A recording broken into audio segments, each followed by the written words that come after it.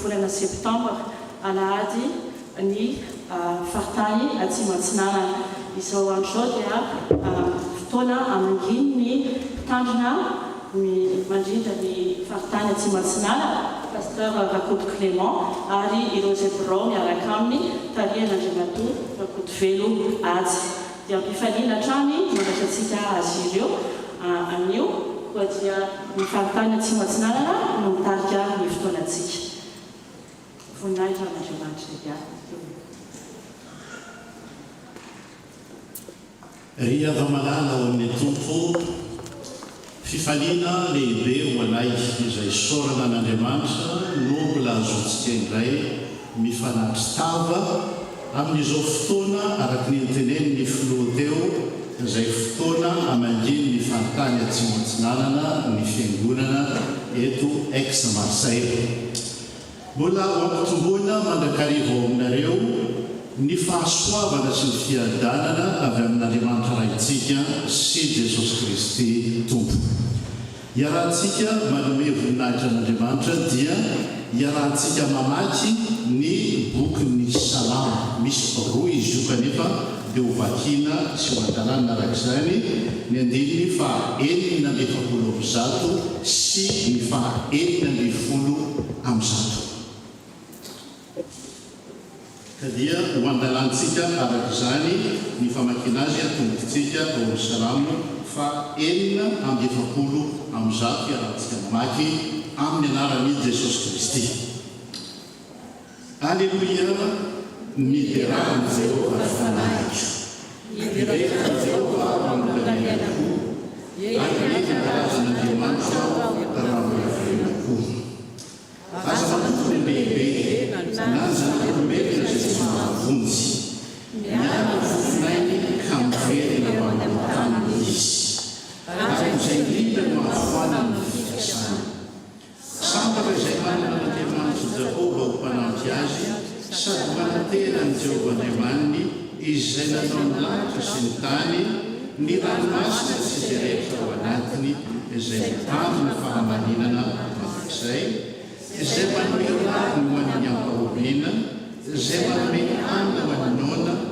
Jehova mamahany mpifatotra, Jehova mampahiratra ny jamba, Jehova mampitraka ny tanondritra, Jehova tia ny marina, Jehova miaro ny vahiny ary manapaka ny kamory sy ny mpitondran-tena fa mamatika ny lalany ratsy fanahy kosa. Manjaka mandrakizay Jehova hatramin'ny taranaka faramandimby Andriamanitra Rasiona. Halleluia. Fa 900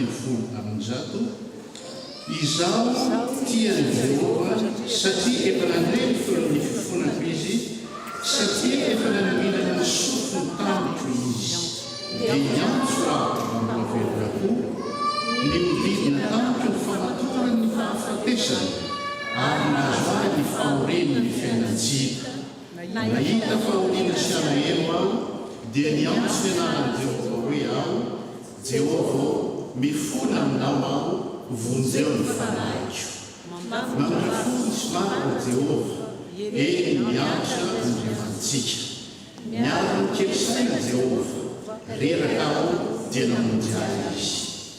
Miverena amin'ny fitsaranao ny fanahiko fa Jehova efa nanesoanao dia namonjy ny fanahiko tamin'ny fahafatesana ianao sy ny maso tamin'ny ranomaso ary ny tongotro tamin'ny fahatafitohinana.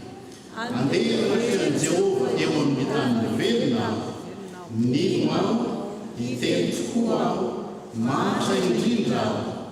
Hoy zaho tamin'ny fahatera, mpandainga ny olona rehetra. Ino no vakan'i Jehova no ny sorekana taniko. Araika koa ny famonjena aho ka iantso ny anaran'i Jehova. Anefa ny fatoko amin'i Jehova eny eo anatreny ny olona rehetra. Zava-dehibe eo mason'i Jehova ny fahafatesana ny olona masina. Indrisy Jehova mpanomponao tokoa aho, eny mpanomponao sady zanaky ny ankizy-vavinao. Namaly fatorako ianao, ianao no manteraka fanaty-pisaorana ary ny anaran'i Jehova nantsiko. Anefa ny vatoko amin'i Jehova aho eny eonatrehany olona rehetra dia eo akianjany tranon'i Jehova eo vovoanao Jerosalema. Halleluia. Amen. Ny hira voatondro no hanomezantsika izany famesom-boninahitra n'Andriamanitra izany.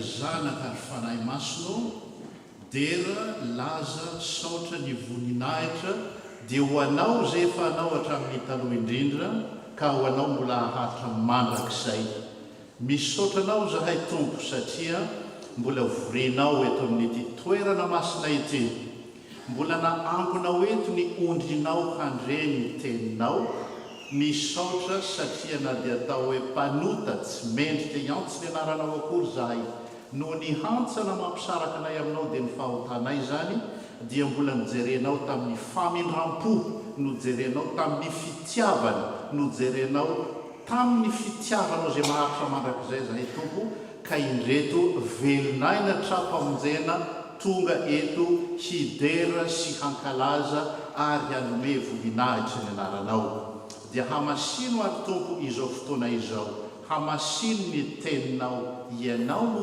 teny ary ianao no teny anao zany tompo ka dia meteza ny hidina eto ny lohanay rehetra mivavaka ao aminao koa zay tompo ho an'izao rehetra tsy manana ny hahatongavan'eto na ny tsy te ho tonga eto na ny manadino ampy mizara ny fahasoavanao jereo amin'ny famindram-ponao zao tontolo izao mba hahay hanome voninahitra ny anaranao amin'ny anaranao Jesosy Kristy tompo sy mpamonjy anay amen. Mipetraka ny fiangonana.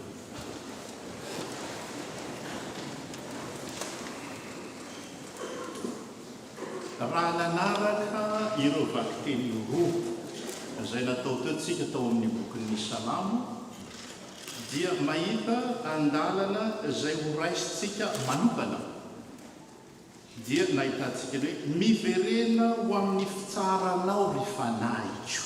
Miteny ho amin'ny tenany izy. Jehova efa nanisy soanao, namonjy ny fanahitro tamin'ny fahafatesana ianao, ny tongotro tamin'ny fahatafotoenana, ny maso tamin'ny ranomaso. Teo anatrehany izany zavatra rehetra izany no namonjeny tompo azy, namonjeny tompo anao, namonjeny tompo atsika rehetra. Ny teny veitsy atao dia miverena ho amin'ny fitsaharanao ry fanahitro. Moa va zany tokoa ny zavatra nisy marina. Samy mandiny teny. Niverina tamin'izay marina ve isika, sa tsy niverina na dia teo ara ireo famafany tompony ranomasontsika, teo zay nananany ny tongotsika ho amin'ny fahatafitohinana, ry avako malala tsy nahatanteraka isika. Izany indrindra ny mahatsara ny fanatonatsika an'Andriamanitra dia ny mbola azo atolona izy amin'izao fotoana izao, ary izay ny arahantsika mivavaka amin'izao fotoana izao. Hivavaka isika tompoko. Andriamanitra, renay ny sitraponao. Malahelo ianao ny amin'ny ditranay. Malahelo ianao noho ny amafiny ny fonay, araka ny teneniny nefa ny teneniny teninao manao hoe mafiatoka. Misaotra nefa tompo fa mbola mijery anay amin'ny fitiavana ianao. Tsy afaky miantso anao, tsy afaky ny hanatona anao zahay noho ny fahotanay. Raha ny fahotanay satria io ny hantsana mampisaraka anay aminao. Kanefa tsy navelanao very zahay tompo fa dia mbola nomenao zany teninao zany, ary mbola miala nenina hatrany ianao hitondra anay ho ao ambalanao. Ry Jesosy Kristy tomponay eo, mamindrafo anay. Ndreto zahay, jereo amin'ny fonay izay tonga mandohalika manoloana ny voninahitra ao, fa zay jerenao amin'ny maha olombelonanay, fa jereo kosa amin'ny anaran'ilay Jesosy Kristy izay fa nandeha nalefanao ho famonjena anay rehetra izay ho very. Betsaka ny zavatra izay tiana tanterana, ary indrindra ny any anatin'ny fonay tsirairay avy, henoy ary tompo ny vavaka manjina izay ataonay any am-ponay tsirairay avy.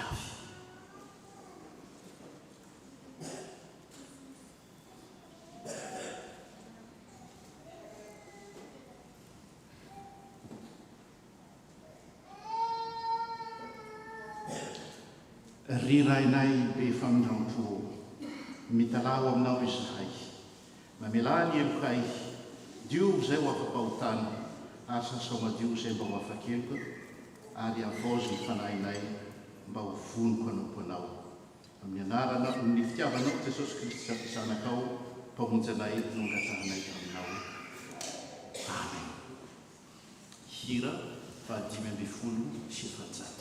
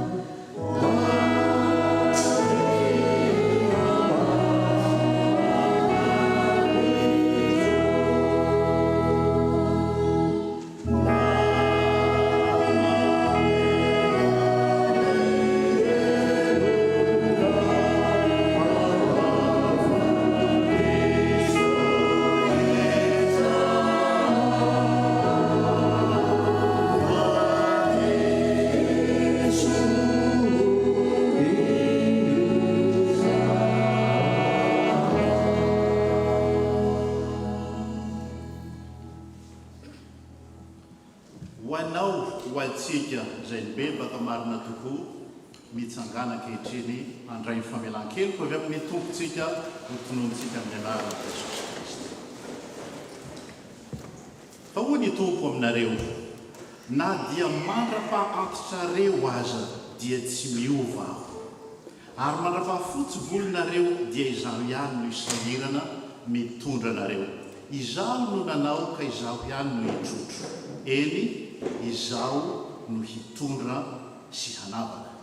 Ary natehiny ny vavako izany ka hoy izy, indro efa mitehika amin'ny ao ka dia afaka ny eloko ao ary voavela ny fahotanao. Ho anareo izay ny bebaka marina tokoa, voavela ny helokareo noho ny anarany masina, voninahitra ho any amin'ny avo indrindra ho an'Andriamanitra, ary fiadanana ho ety ambonin'ny tany ho an'ny olona afasitra. Amen. Hira fa 7:10.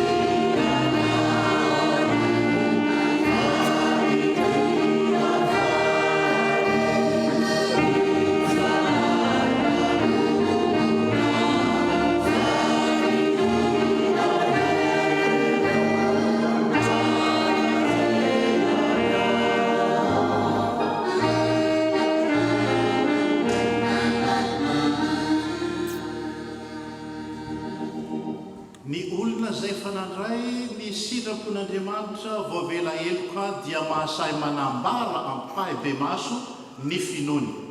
Ho noho izany dia avako malala isany dia raha antsika manao zao ny fanekempinoana kristianina izay iraisantsika amin'ny fiangonana masina maneran'izao tontolo izao.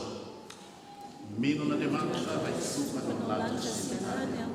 Ary mino Jesosy Kristy sanalahy tokana tokontsika izay torotonana fanahy masina nateraka manitsitsiny ny zana nanapaka Ponto Pilato nomona tamin'ny azo filazarina maty alalevi nidina tany fiainatsika nitsangana maty tamin'ny afatalely niaraka ao any an-danitra mipetraka eo ankavanan'Andriamanitra tsy tona avy any miaviny tsara mivela sy maty ny fanahy masina ny fiangonana masina maneran'izao tontolo izao ny fiangonana masina ny famelan-keloka ny fitsanjana tena maty ary ny fiainana mandrakizay. Amen. Ny finoko ny fanantenako dehibe 7:20.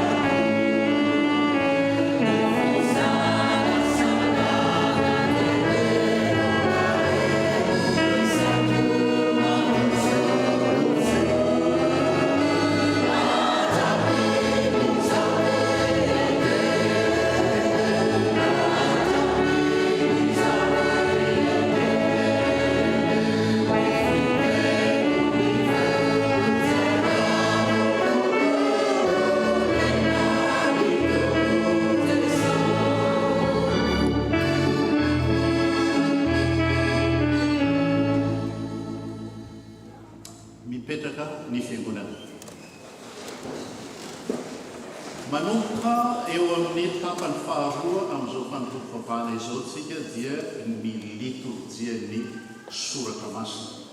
Koa mialohany hanomboantsika izany dia mangataka ny tompony anjara mba hitondra ambavaka tanao mivavaka ampahazavany teny amintsika.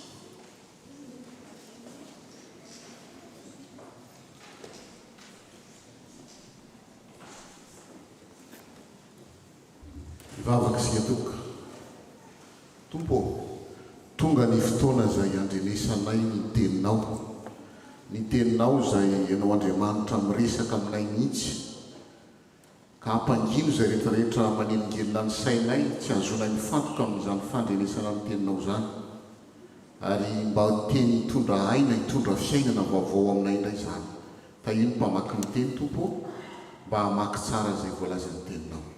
Anaranao Jesosy ny anaovanay ny vavaka. Amen.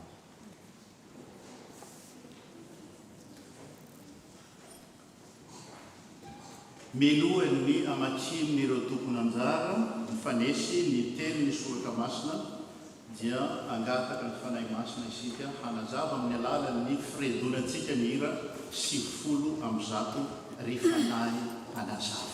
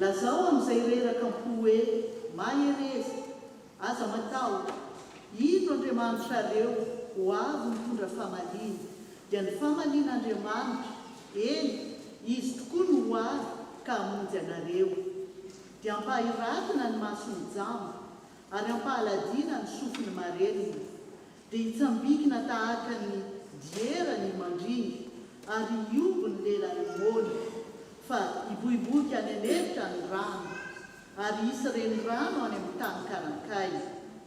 Ny alonalina mitarehin-drano dia ho tonga farihy tokoa, ary ny tany mangetana ho loharano mivoivoy. Ny fonenana izay amitsahany ambody dia haniry volotara sy zozoro.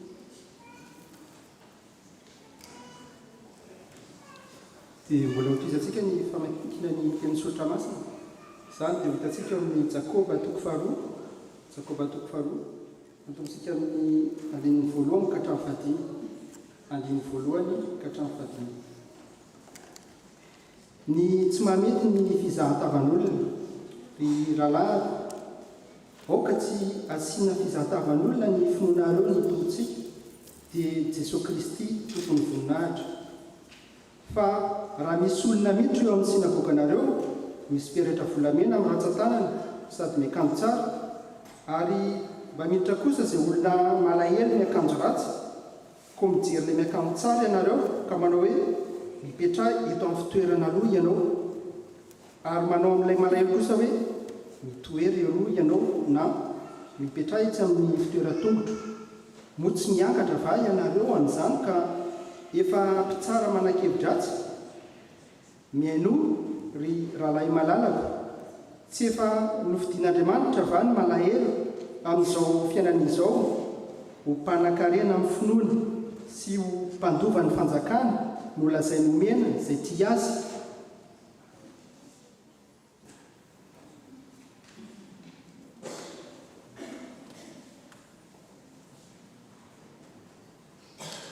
Ho faranantsika eo am-pitsanganana ny famakiana ny filazantsara. Filazantsara araka ny marika toko fahafito, raisintsika manompo amin'ny andininy faharaiky amin'ny telopolo ary atsahatra amin'ny andininy fahafito amin'ny telopolo. Marika toko fahafito ny andininy faharaiky amin'ny telopolo ka hatramin'ny andininy fahafito amin'ny telopolo, izay mivaky toy izao amin'ny anaran'i Jesosy. Ary Jesosy niala indray tamin'ny sisin-tanin'ny Tiro, dia namaky any Sidona sy ny tany Dekapolisy ka nakany amorony ranomasina Galili. Ary nisy marenina sady raikitela anankiray nentina tany aminy, ka nangataka taminy ireo mba metrahany tanana. Ary nitora andra-lehilahy ny tanila niala teo amin'ny vahoaka izy, dia nangarona ny sofiny tamin'ny ratsan-tanany dia nandrora ka nanendriny lelany. Ary niandrandra ny lanitra izy dia ny sentroka nanao taminy hoe efata, izany hoe maladi. Dia nalady ny sofiny sady voavaha ny fatorany lelany ka dia nahateny tsara izy. Ary nandrara ny olona teo Jesosy mba tsy hilazalaza na amin'iza na amin'iza, fa nadiany rarany azy izy dia vao mainka nampiely izany bebe kokoa. Dia talanjona indrindra ny olona ka nanao hoe tsara ny nanaovany ny zavatra rehetra, fa sady mampahalady ny marenina izy no mampiteny ny moana. Ray masinao manamasinanay amin'ny fahamarinanao, fa ny teninao no fahamarinanay. Amen.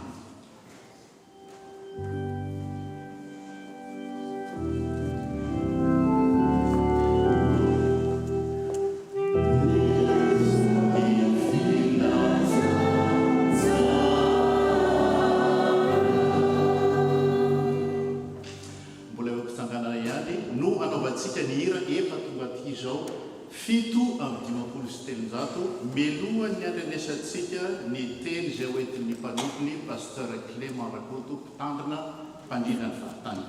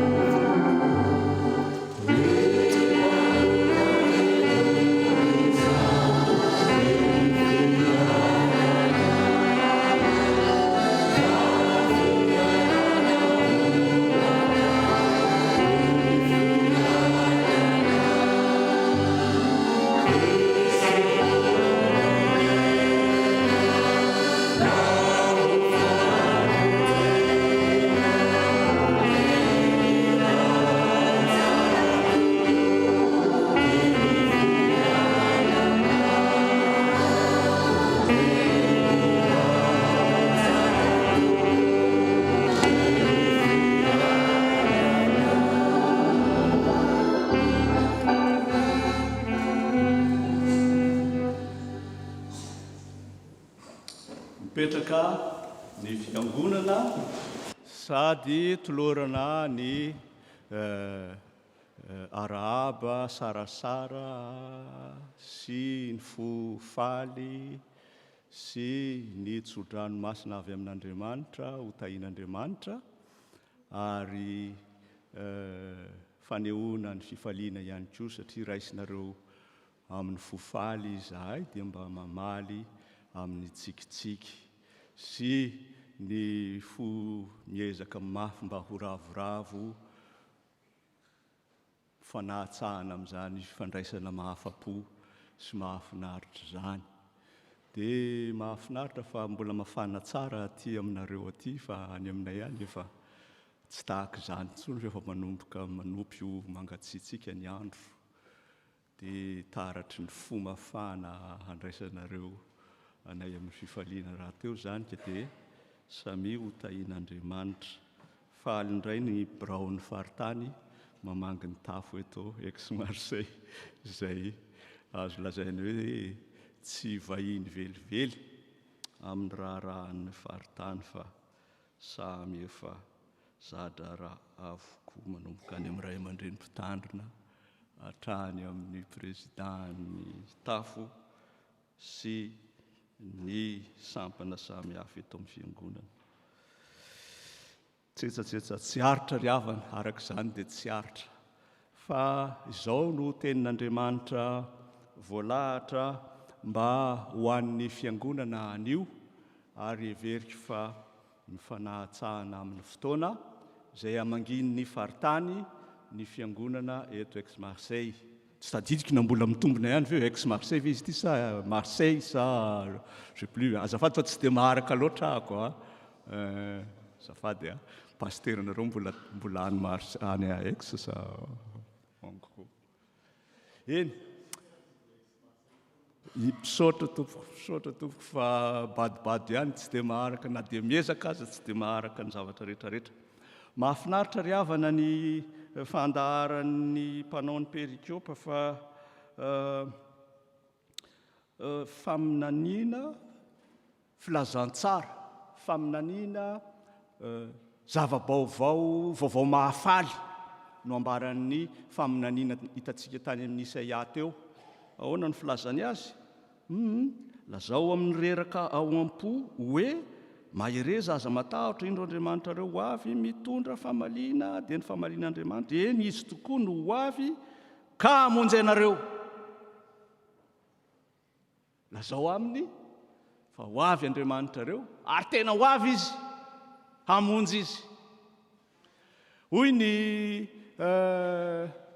salamo rentsika teo, namatotrahany famatoran'ny fahafatesana sy ny sisa nijaly be aho mpamitaka mpandainga ny olona ozy izy ny salamo sasany tary fa Andriamanitra dia tena Andriamanitra mamahany fatorana mampahiratra ny jamba. Lazay ny faminaniana teo koa io, ampahiratina ny masony jamba, ampahaladina ny sofiny marenina, hitsambikina tahaka ny diera ny mandringa, ioby ny lelan'ny mona sy ny sisa. Vaovao mahafaly ho an'izay tsy afaka manao an'izany rehetrarehetra zany indro Andriamanitra reo mitondra fiainana. Io ny filazantsara soa, teny fiainana ho anao. Rehefa namorona izao tontolo izao Andriamanitra dia izao tontolo izao mirindra tsara sy milamina tsara araka ny nandaminany azy satria izy no mpamorona ary dia faly afapo Andriamanitra. Zay ny tany amin'ny famoronana. Rehefa tonga sy nandresy lahatra ny olona ary dia narahany olombelona, taranak'olombelona ny devoly mpamitaka tonga ny fahotana, lavo izy ireo, simba tanteraka ny fandaminana nanaovan'Andriamanitra, ny famoronana voarindra tsara sy voalamina tsara araka izany. Asan'Andriamanitra ny famoronana. Tsy afaka ny tsy ho asan'Andriamanitra ny famoronana ry havana. Io moa dia ady ngeza be, indrindra amin'ny androntsika ankehitriny fa rehefa me matanjatanjaka kokoa ny olona eo amin'ny arabola sy ny ara-tsaina sy eo amin'ny fiarahamonina sy sisa dia manjary meandriamanitra mpamorona izy. Fa raha ny tena marina, tsy afaka ny tsy ho asan'Andriamanitra ny famoronana. Ary rehefa lavo tanteraka izao tontolo izao, ny taranak'olombelona noho ny fahotana, tsy afaka ny tsy ho asan'Andriamanitra ny famonjena ny taranak'olombelona sy izao tontolo izao. Ary Andriamanitra irery ihany no mahay mamonjy azy. Raha nahay namonjy tena ny olona tamin'izany fahalavony zany, dia azo antoka ry havana fa efa voavonjy izy. Ary nataony zany. Tena ho nataony zany. Tsy nampisalasala azy ary hatramin'izao dia mbola miezaka izy tsy mijanona mba hamonjy tena. Ary raha lazaina amin'ny endriny anankiray hafa dia hoe miezaka izy mba tsy handray le famonjena tian'Andriamanitra entina mba ho azy. Averiko indray mandeha, miezaka izy mba tsy handray ny famonjena izay entin'Andriamanitra ho azy. Amin'ny version anankiray fa tsy tia version tranain'ny anaty kanefa tia mbola hitako fa metimety kokoa, dia izao no hitantsika tany amin'io Salamo fa 4:9, 4:7 io, 4:7. Jehova no mamaha ny mpifatotra. Jehova no azafady mba tsy hitantarana zavatra. Jehova no mampahiratra ny jamba. Jehova no mampitraka ny mitanondrika. Jehova no miaro ny vahiny. Sy ny sisa. Tsy mitovy izay amin'ilay hoe Jehova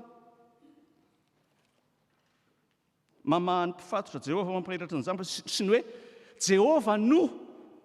Azonareo, misy an'io teny kely hoe no io, anambarany tenin'Andriamanitra amintsika manao hoe tsy afaka ny ahiratra ny jamba raha tsy Jehova ny miasa, raha tsy asan'Andriamanitra. Tsy afaka ny hitsambikina ny mandringa raha tsy asan'Andriamanitra, raha tsy Jehova ny miasa. Tsy afaka ny ho afaka ny mpifatotra. Zay le fipetraky ny raharaha eto. Ka ilay asan'Andriamanitra io dia asan'Andriamanitra nataony hifanitsy amin'ilay zava-manahirana ny olona sy mampijaly ny olona sy mahavoageja ny fiainan'ny olona sy mamatotra ny fiainan'ny olona sy tsy mahafaka ny olona io.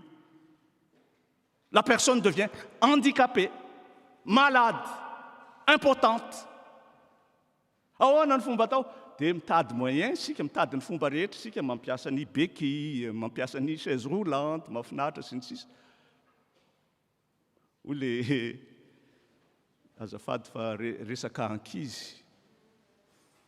Ka ankizy zazakely ry havana dia teny amin'ny gary zay omaly dia mahita an'le olona handicapé izy mandeha amin'ny chaise roulante atosika. Dia c'est cool hozy izy. Zany hoe atosika le olona eo ambony chaise roulante dia mba metimety kokoa ny fiainany, azoazony kokoa. Fa raha vao tsisy chaise roulante izy dia sahirana. Dia sahirana moa ny olon-dehibe ohatra non on dit pas ça, sady tondrony le anina. Ny tiana ambara dia zao ny hoe tsy afaka amin'ny zava-doza sy ny zavatra misakatsakana ny fiainana sy manelingelina ny fiainany amin'izao ny olona. Tsy mahay mitondra famonjena ho azy ny olona. Tsy ho afaka amin'ny famatorany mpamatotra ny olona raha tsy asan'Andriamanitra. Zay ry havana ny tena hevitry ty tenin'Andriamanitra ho antsika androany ity, raha raisina ato amin'ny endrika amangin'ny faritanin'ny fiangonana sy amin'ny endriny izay asehosehoko aminareo zany hoe zany le asan'Andriamanitra. Dia rehefa nanao io asa io Jesosy Kristy, fitantarany marika azy teo, dia hoy ny vahoaka nanatrika teo, tsara ny nanaovany ny zavatra rehetra. Ohatrany hoe sanatrian'izany izy no mpitsara an' Jesosy Kristy manatanteraka an'io asa io. tsy dia izany loatra fa tena tsara nanaovan'i Jesosy Kristy ny asa rehetra. Ndeha ho jerentsika indray mandeha io anehoana amintsika hoe taky ny inona moa ahoana moa izany asan'Andriamanitra izany. Eto amin'ny andininy 7:30 tsy manina raisitsika ny 2:30 amin'io Marika io. Jesosy niala indray tamin'ny sisin-tanin'ny Tiro, namaky any Sidona sy tany Dekapolisy, nankany amoron'ny ranomasin'i Galilea. Misy resaka fifindrana toerana be dia be, fifandraisana be dia be ny zavatra. Zany le asan'Andriamanitra, voaray ao anatin'le asan'Andriamanitra, fa le tohin'le izy dia hoe ary nisy marenina sady raiky dela anankiray. Zany hoe tsy voatery ho anankiray fotsiny zava-manjon'ny olona ao amin'ny fiainany, fa mety ho 2-3 na mihoatra aza noho ny vokatry ny fahotana na alavo hatrany am-boalohany tany Misaha Edeny. Ary dia miezaka Andriamanitra amin'ny alalan'ny Kristin'Andriamanitra dia Jesosy izay miasa ankehitriny dia jeren'ny olona tsara ny nanaovany zavatra rehetra. Fa ahoana, inona ny zavatra nataony? Nentiny teo aminy, nangataka tamin'ireo mba hametrahany tanana. Zay no hevitry ny olona nitondran'ireo le marary teo amin'i Jesosy Kristy teo hoe mba hametrahany tanana. Misy fiheverana manao hoe hametrahana tanana izy dia sitrana. Misy fiheverana hoe kasihiko fotsiny ny lamba dia sitrana. Ary tena nisy zany. Fa tsy voatery izany fotsiny ny endrika hitondran'Andriamanitra fanamboarana sy fanarenana sy fanafahana ary famonjena tahaka izao eto izao eo amin'ny fiainan'ny olona. Tsy izany fotsiny. Eto dia asehon'ny filazantsarany Marika izay mitantara eto. Misy zavatra nataon'i Jesosy fa tsy hoe nametra tanana fotsiny izy. Inona no nataony? Mitondra andrà lehilahy ny tanila ny ala teo amin'ny vahoaka izy, dia nanangarona ny sofiny tamin'ny ratsan-tanany, dia nandroraka nanendry ny lelany. Misy asa nataon'i Jesosy ireo. Asa tsy mijanona fotsiny amin'ny fametrahany tanana, na hoe vavaka fotsiny, ary tsy ho afaka io lehilahy io raha tsy nanao an'izay asa zay Jesosy Kristy. Mazava aminao zany hoe tena tsy maintsy miditra an-tsehatra Andriamanitra eo amin'le zava-mahaory an'le olona mba ahazony io olona io fanafahana, fanasitranana. Eto sady afaka miteny ny moana no malady ny marenina. Andriamanitra zany dia ao amin'ny fandaharan'Andriamanitra sy ny fikasan'Andriamanitra dia te hitondra fanafahana marina izy, famonjena marina izy, fampahiratana raha jamba, fampaladiana raha marenina, hery sy tanjakany amin'ny tongony sy ny ranjony sy ny sisa mba hahatonga azy tsy handringa intsony raha izany. Raha gadra izy tahaka ny Israely tany Egipta, fanafahana mivoaka avy tany Egipta. Fikasan'Andriamanitra ao anatin'ny famonjeny zany, fa asan'io Jesosy Kristy io, asan'io Kristy Mesia, Jesosy Mesia io izany. Ary tsy misy mahay an'io asa io raha tsy Andriamanitra. Fototradin' Jesosy amin'ireo jiosy ireo zany. Satria tsy manaiky ny maha-Mesian'Andriamanitra azy ireo jiosy ireo. Tsy manaiky ny maha-Kristin'Andriamanitra azy ireo olona manatrika asa zay ataon'i Jesosy Kristy ho fanafahana an'le olona eo io. Maladia, efata, zava-tsarobidy zany ry havana malala. Tiany Jesosy Kristy ary notanterahany ho natao tamin'izany fotoana izany. Na hanatrika sy vavolombelona ireo olona ireo. Dia misy resy lahatra tsara nanaovany zavatra rehetra. Na tangazana toy inona aza, na mirage toy inona aza no hitanao hoe mirage fotsiny io fa tsy rano zany, rehefa miditra an-tsehatra Andriamanitra na fiainan'ny olombelona zany, na fitondram-panjakany zany na fitondrana fiangonany zany raha vao miditra an-tsehitra Andriamanitra asan'Andriamanitra mantsy zany dia voavonjy ny olona sitrana ny olona afaka ny olona arakarak'izay filany rehetrarehetra te hitondra n'izany Andriamanitra zany ny programan'Andriamanitra zany ny mahatery ny fon'Andriamanitra mba te hitondra fanafahana ho an'ny fiainan'ny olona izy ho an'ny fiainan'ny fiangonana izy le olana dia zao mandà ny fiangonana mandà ny olona tsy te ho vonjeny zany ny olona te ho vonjeny izy fa tsy mandalo amin'Andriamanitra tsy mandalo amin'ilay Kristin'Andriamanitra tahaka izao eto ity izao ity ny fiezahany tiany hitondra famonjena ho azy ny fahaizany na ny fahalalany na ny volany na ny saranga misy azy ny tiany ho fantatry ny rehetrarehetra mba haneken'ny olona fa nahazo famonjena marina izy tanareo fiangonana ngezabe zao mahafinaritra be tsy pièce jaune zao natao tany amin'ny voalohany ny pièce jaune tout ceci tout cela zay mba ny gesterie nalaina sary nanome pièce jaune ny fiangonana taminy tsy pièce jaune io olona resy lahatra ny famonjen'Andriamanitra ny raisiny teo amin'ny fiainany manolo tena manao sono manolo tena manao électricité manolo tena manao sakafo sy ny sisa fa tsy pièce jaune tsy avitanana inona ny vitan'ny pièce jaune olona resy lahatra famonjen'Andriamanitra manolotra amin'ny fony izy sakanapotsiny azy izy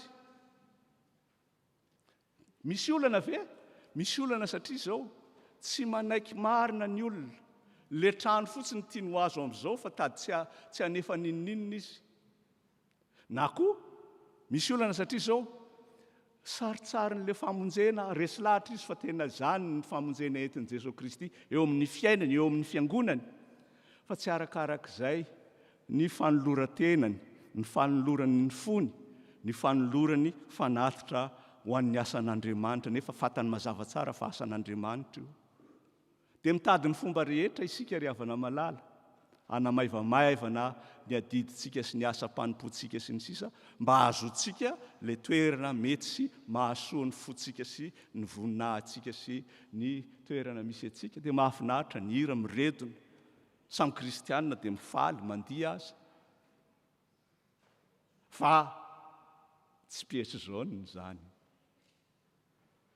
nisy fanoloran-tena tao dia vita zany ary mbola tsy vita fa mbola mitohy dia mbola miezaka ny tsirairay avy dia manjary modely ho an'ny FPMA naiza naiza dia mba avy aoriana ny rehetrarehetra makatahaka manitsy zay tsy mety manamarina zay tokony ho amarinina mba hahatonga n'ilay asa atao satria asan'Andriamanitra ilay atao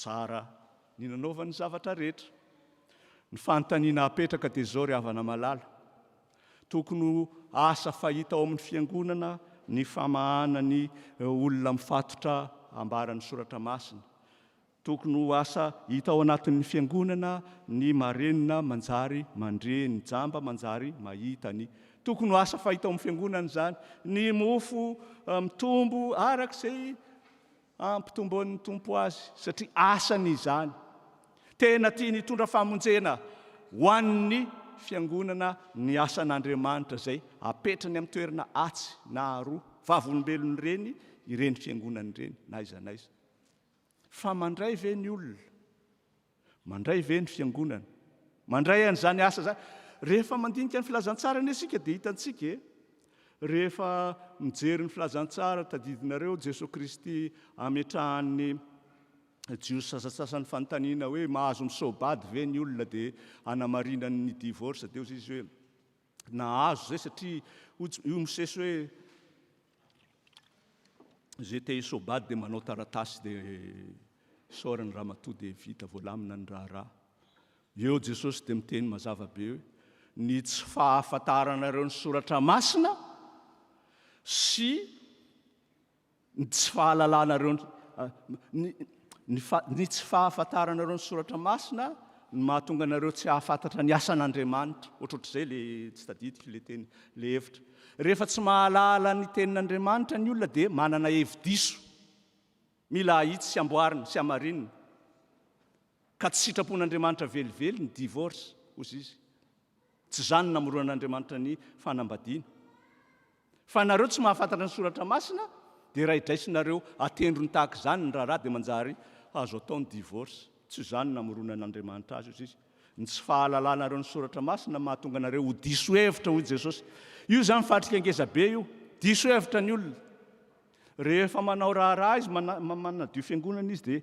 heveriny hoe voalamina voantoka ny famonjena azy sady ataonao iny ny fonao tena ataonao feno azo soma tsara ny fiangonana sady azo ny fiangonana ny fonao tena nanao arak'izay fifalian'ny fonao nanao zay ahazona ny fiangonana mijoalajala tahaka an'izao mahafinaritra ery faly ianao tsy voasakana mihitsy tsy ampy ny fotoanany andalovanao aty ary rehefa any amin'izay misy anao any ianao mbola itehiverina ihany ianao hijery ny fandrosony ny asa eto amin'ny fiangonana ny fanompona nataonao satria nataonao tamin'ny fondro zavatra rehetrarehetra izay le fandehan'ny zavatra ry havany ary tsy hoe faly ianao rehefa mahafantatra ny soratra masina dia manompo ianao dia manolo tena arak'izany ny fonao manatanteraka fa mahalala ny asan'Andriamanitra ihany koa ianao zany ny teny Jesosy eo mahalala ny asan'Andriamanitra fa ny akamaroan'ny olona manompo ihany izy manao ny asan'Andriamanitra izy fa tsy mahalala izay asan'Andriamanitra izao ambareto izao ny tena asan'Andriamanitra ezahany Jakoba ahitsy tsy manao fanavakavahana tsony hoe le metimety ery aloana le osaosa sy malotoloto any amin'ny farany mahatonga anao anana fiarahamonina sy fiaraha-manompo araka ny soratra masina ny zavatra rehetrarehetra faly ianao miara manompo amin'ny namanao araka izany lazaiko zany tsy ampy tsony ny fotoana iarahanareo ka dia mbola averina indray ndao indray raha pitso indray iona indray ndao indray raha alina indray iara-misakafo indray zany aby le izy ry havana malala rehefa tena resy lahatra ny olona araka ny soratra masina mahalala tsara ny soratra masina miaina tsara sy mivelona tsara ny soratra masina eo amin'ny fanompony izy dia me mahalala kokoa ny asan'Andriamanitra izy fanontaniana mipetraka ho iady izao hoe mbola misy olona sitrana tahaka izany ve ao amin'ny fiangonana ny trano moa efa azonareo eto fa misy olona mbola misy olona sitrana tahaka izany ve jambaka mahiratra nisy kansera dia sitrana somatsara afaka ohatra zany ny tiako lazaina fa mbola misy izy io rehefa manolo tena marina ny olona resy lahatra marina ny olona miaina tsara sy miaina marina araka ny soratra masina ny olona fa raha ny tena marina zao asan'Andriamanitra zao le ambareto io le tena asan'Andriamanitra ary arimy Jakoba rio amafisiny amin'ny toerakafo ao hoe ny tena fanaovana ny sitrapon'Andriamanitra dia mandeha mamangy ny kamboty sy ny fitondra-tena sy ny figadra sy zany ilazana amintsika daholo zany ry havana malala hoe azavariana fantaro hoe tena sitrapon'Andriamanitra no iorenako araka ny soratra masina zany no entiko manompo amin'ny fifaliana tsy ny sorira fotsiny sy tape dans le dos fotsiny tsy ampy zany fa zavatra ivelany tokony atao dikan'izany tsy hoe ndao anao box satria tsy zany no ilaina fa dia rehefa tsy araka ny fijeriko azy dia andeha toeriny zany amin'ny heriko rehetra sy ny fahalalako sy ny fahatsapako sy ny maharesy lahatra tsy zany koa fitiavana fiarahamonina fiaraha-miasa indraindray tsy maintsy mitanila kely miala eo amin'le akabiazan'ny olona nanatrika teo dia manatanteraka ny asa tsy maintsy ataony Jesosy tsy maintsy nataony io zavatra io ry havana dia sitrana ilay lehilahy tsy maintsy nataony ireo tsy vita ny vavaka à distance zany tsy vita mampianatritsika mazava mihitsy zao tenin'Andriamanitra eo tsy maintsy niditra antsetra Jesosy mba hamaha izay olana namatotra an'ity lehilahy ty dia gaga ny olona teo talanjona ny olona teo asan'ny fiangonana ange zany ny fiangonana tany amintsika dia nahatanteraka an'izany farafaratsy ny toby lehibe efatra ny avy any Madagasikara nahitana an'izany ka mijanona ho tantara ve zany sa mbola mitoy amin'izao andro ankehitriny zao. Zany ravana ny fanontaniana tokony ho valitsika, tokony ampieritreritra atsika, mbola misy ve zany zavatra zany. Anjaratsika ny mandray, anjaratsika ny mieritreritra sy mandinika, ary mety ho anjaratsika ny manatanteraka. Tsy afaka ny ho tsara ny asan'Andriamanitra izay tanterahany amin'ny alalan'ity Kristy ny ity raha tsy ny asa ilay Kristy. Antsoina hiasa tahaka ity Kristy ity ny mpiasa manatanteraka fanompoana rehetra, na izy na iza, ka dia mbola hita ao amin'ny fiainan'ny fiangonana zao asa lehibe sy mahafinaritra izao, na dia amin'ny andro misy atsika ankehitriny aza. Amen.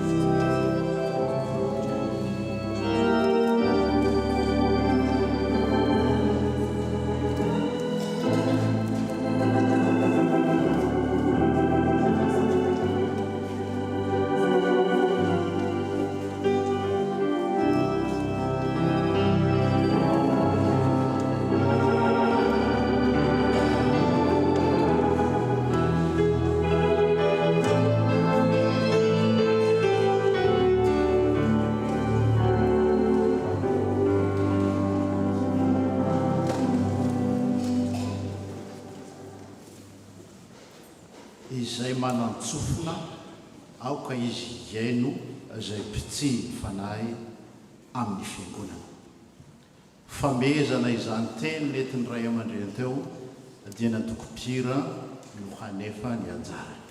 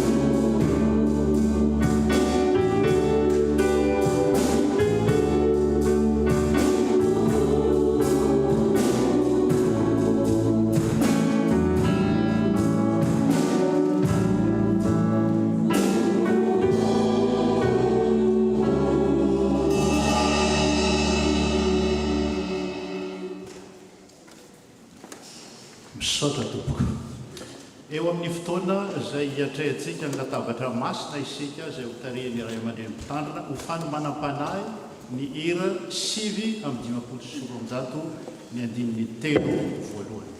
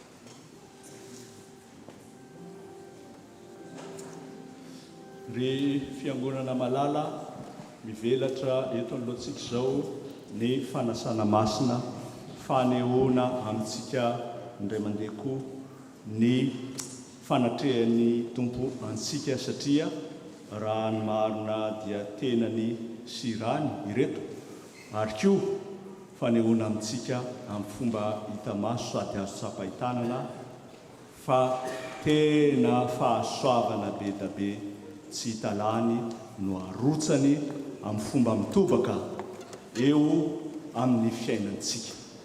Aoka hitsangana ny fiangonana. Riavana malala Jesosy Kristy tompontsika dia nizara fiadanana tamin'ireo mpianatra niaonany voalohany raha vao avy nitsangana tamin'ny maty izy tsisy teniny hafa afa-tsy ny hoe fiadanana ho anareo anomboka andray ny fanasan'ny tompo isika fanavaozana entin'ny tompo amin'ny fiainantsika dia mifampizara fiadanana amin'ny namantsika eo ankilantsika avy.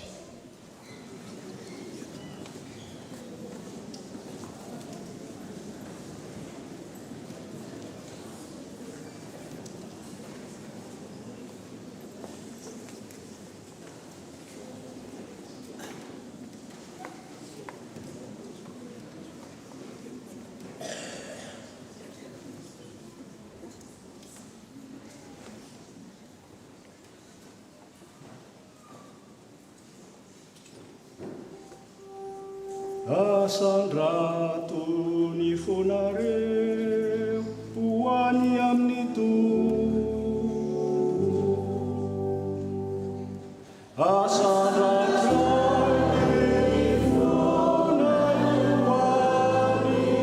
ho any amin'ny tompo.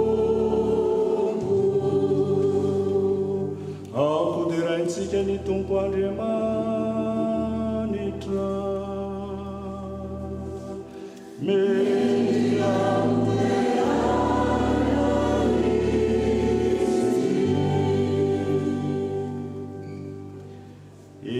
tompo tompo fantatray fa tompony tompo sy mpanjakany mpanjaka ianao ka mendrika ho deraina indrindra satria asan'ny tananao ny famoronana ary asan'ny tananao koa ny fanavotana sy ny famonjena anay tamin'ny alalan'i Jesosy Kristy mitondra fiainam-baovao sy fanavaozana ho an'izao tontolo izao miara manaiky izay reto amin'ny olom-boavitra efa eo anilanao amin'ireo anjely tsy omby alinalina mankalaza sy mideranao tsy misy fiafarany manao hoe masina masina ianao Andriamanitra tomponay.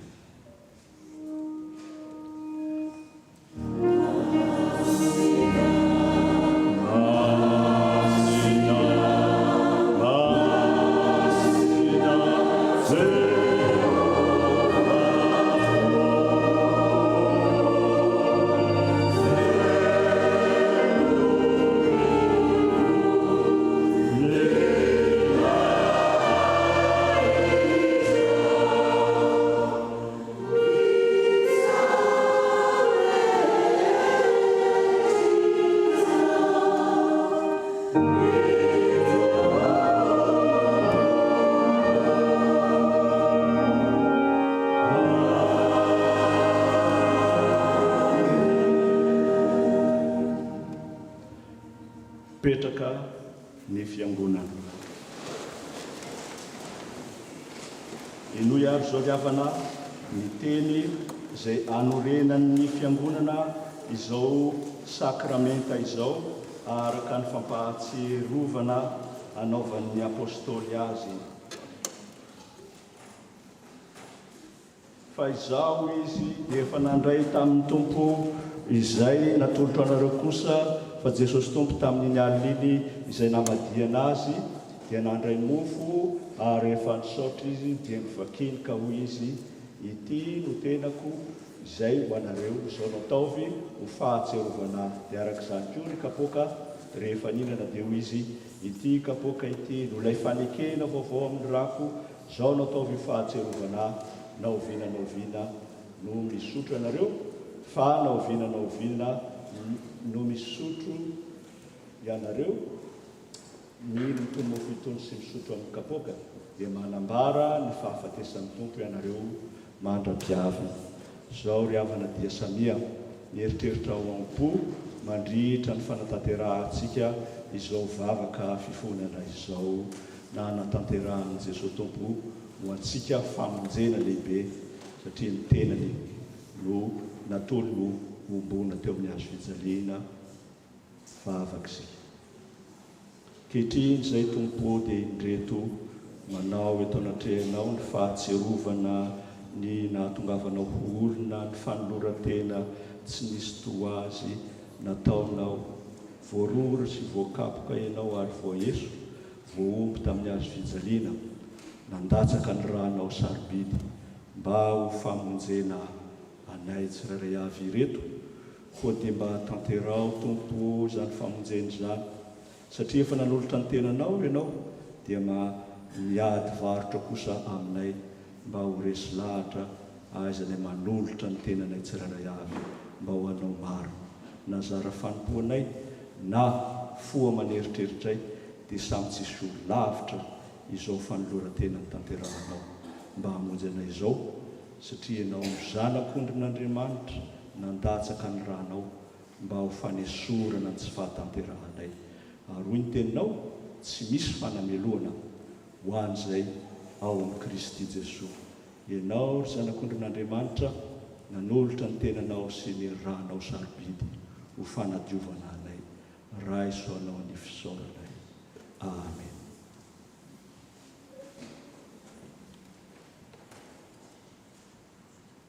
Hira fahadimy amby dimapolo sy roanjato 255.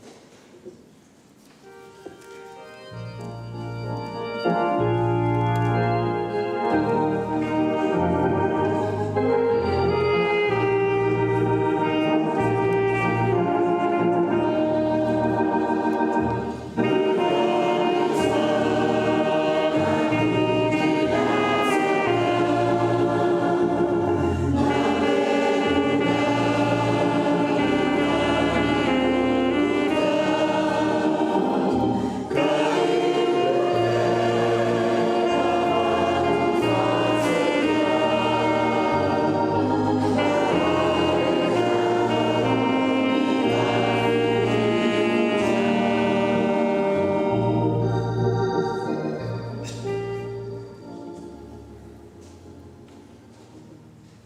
ary sanatrian'izany ny mofo dia mijanona ho mofo, ny divay dia mijanona ho divay raha tsy asan'Andriamanitra amin'ny alalan'ny fanahiny masina.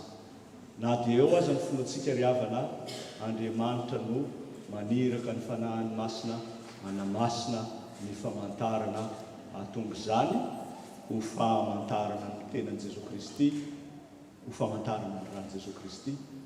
Dia iray foa mampanampy mivavaka amin'Andriamanitra isika mba hanirahany sy handatsahany fanahiny masina ho amin'reto famantarana reto vavaka isika. Andriamanitra o tomponay, miariary aminay ary asehonao indray mandeha koa fa tena Andriamanitra ianao mahay maniraka ny zanakao sy mandresy lahatra azy hanehoanao ny fitiavanao, koa dia ny tenan'izany zanakao zany no sakafo aina mofo ho an'ny finoanay tsirairay avy. Ny ran'izany zanakao zany no manadio ranonaina mahavelona ho anay tsirairay avy.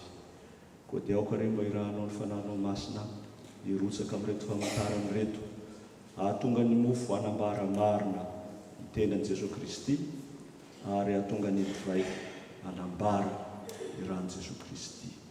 Fa ny fanahinao masina no mpamelona, mpamorona, mpahary izao tontolo izao ary isan'izany izay olonao. Koa dia tanterao ankehitriny indray fa Andriamanitra mitazona ny teny fikasana efa navoakanao ianao Andriamanitra. Ho anao ny aja sy ny voninahitra hatramin'izao kako mandrakizay. Amen.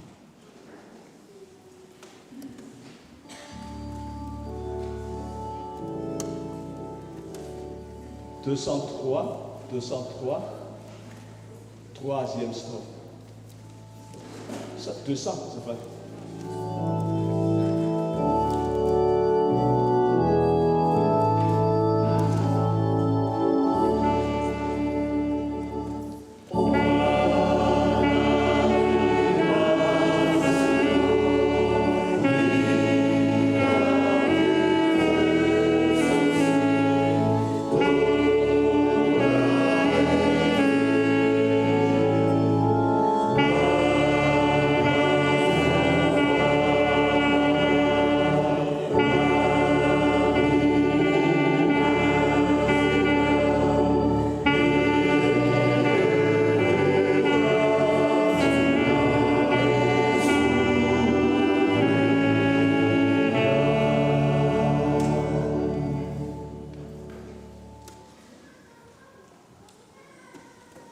Hoy ny tompontsika ny apôstôly, ny tenan' Jesu Kristy izay vakina ho antsika, tsy teny mofo izay vakintsika, tsy tenan' Jesu Kristy no vakina ho antsika va izany.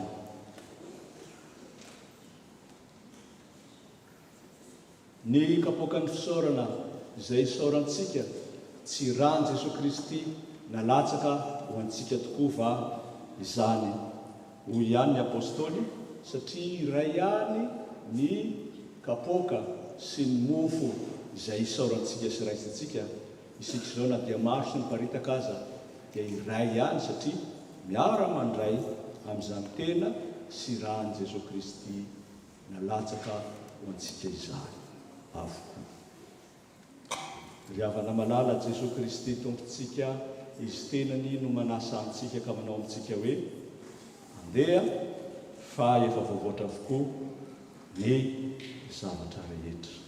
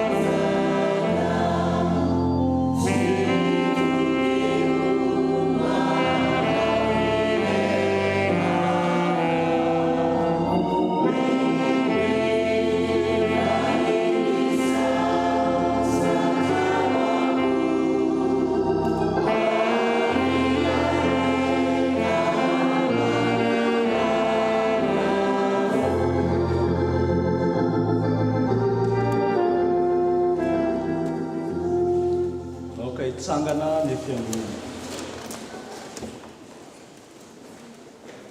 Hoy ny tompo raiso hano ity no tenako.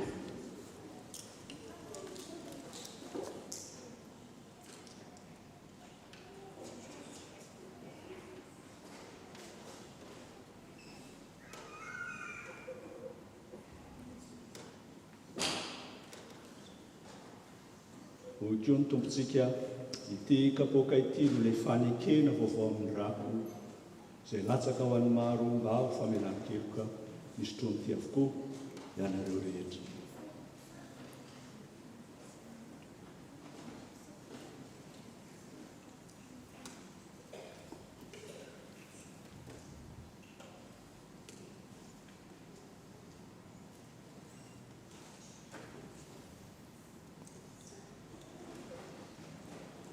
Zaho no mofo velona ho Jesosy izay nidina avy tany an-danitra. Raha misy mihinana ity mofo ity dia ho velona mandrakizay izy. Ary ny mofo izay meko azy dia ny nofoko ho fiainana izao tontolo izao. Ho antsika izay avy nandray ny fanasan'ny tompo fampaherezana ho antsika. Jesu Kristy tompontsika izay voaomby tamin'ny azo fijerena ka nitsangana tamin'ny maty, no efa nanome anareo ny tenany sy ny rany izay nanavotana anareo afaka tamin'ny fahotana rehetra. Izy any ampahery sy aro anareo amin'izany amin'ny finoana marina ho amin'ny fiainana mandrakizay ho aminareo anie ny fiadanana. Amen. Angonina ny kapoaka sy ny fanatitra dia ataontsika ny hira voatory.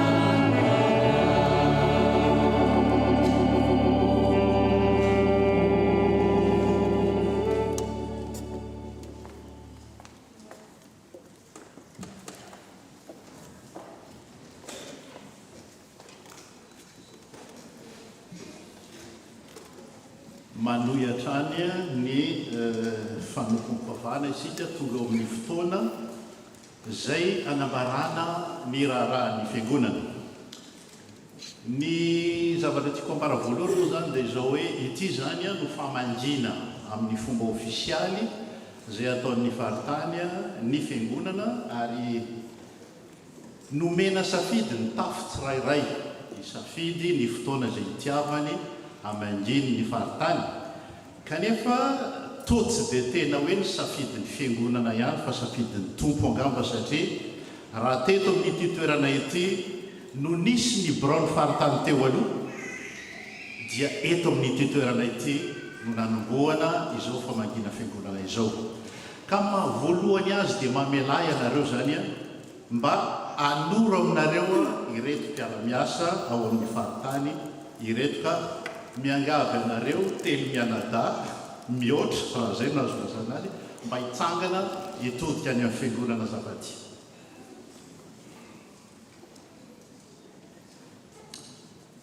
Efa fantatrareo moa zany hoe izy ny mpitandrina mpandrindra ny faritany tsy izatso ny laza azy fa dia miasany no efa nanambara azy.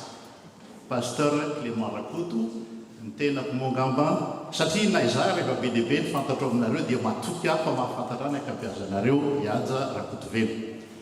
Izy telo mianada mihoatra ireo manatrika anareo ny any amin'ny sisiny akavia zany hoe ny akavananareo mba tsangano ny tananao azafady mboara raha manakolazaina izy no mpitamtam-bola ny faritany. Mirindra Rakoto Arvelo io afovoanareo izy ndray zany a no mpitantsoratra ny faritany. Ny anankiroa ambiny moa zany a dia nialatsiny no ny antony izay fandaminana entre anay zany a sy ny zavatra maro izay tsy azo mialana dia tsy tonga eto. Ny anankiray Ramatoa Bakoly Rakotovelo izy ndray zany a dia mpanolontsaina manokany ny filohan'ny faritany.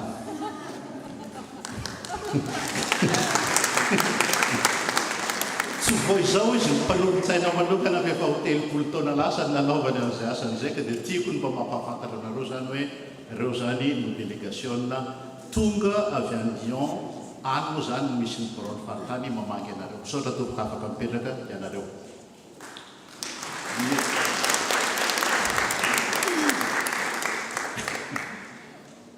Ny fandehan'ny raharahantsika ny raharahan'ny fiangonana moa zany amin'izao fotoana izao dia misy tsy ny faritany bro ihany mamangy eto fa misy ihany koa ireo sampana iraisanao amin'ny faritany mamangy miaraka amintsika eto dia ny avy eo amin'ny fifoazana faritany ny AMF amin'ny faritany izay andray anjara fitenenana fohy ka zao no andaminantsika azy.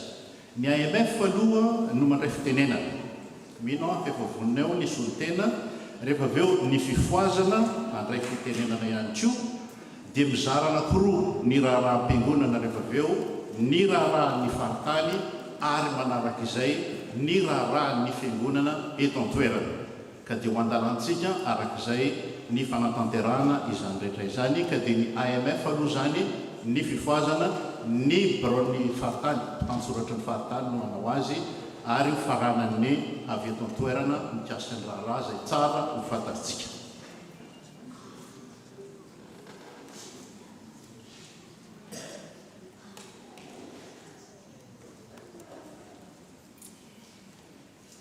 Salamo fa 700 am'zato. Alleluia. Fa tsara ny mira ho an'Andriamanitsika eny mamy sady mendrika ny fidirana. Izany teny amin'ny salamo zany no entin'ny solotenany any faritany mamangy ny tafo exa Marseille ny indrindra moa zany ny AMF eto amin'ny tafo exa Marseille. Raha tokony ho izy dia tokony efatra na 10 mianaday zay no avy nefa moa no ny antony maro samihafa dia ny tenako ihany no tonga etonay zany ara nefa dia inona fa fifaliana ho any amin'ny faritany fifaliana ho anareo ihany koa no mifankaitatava amin'izay indray angamba tsy zoina amintsika tsony raha be avany nisy mikasika ety anankiray filohany amin'ny faritany amin'ity mandat 720 sy 520 sy ovaryty.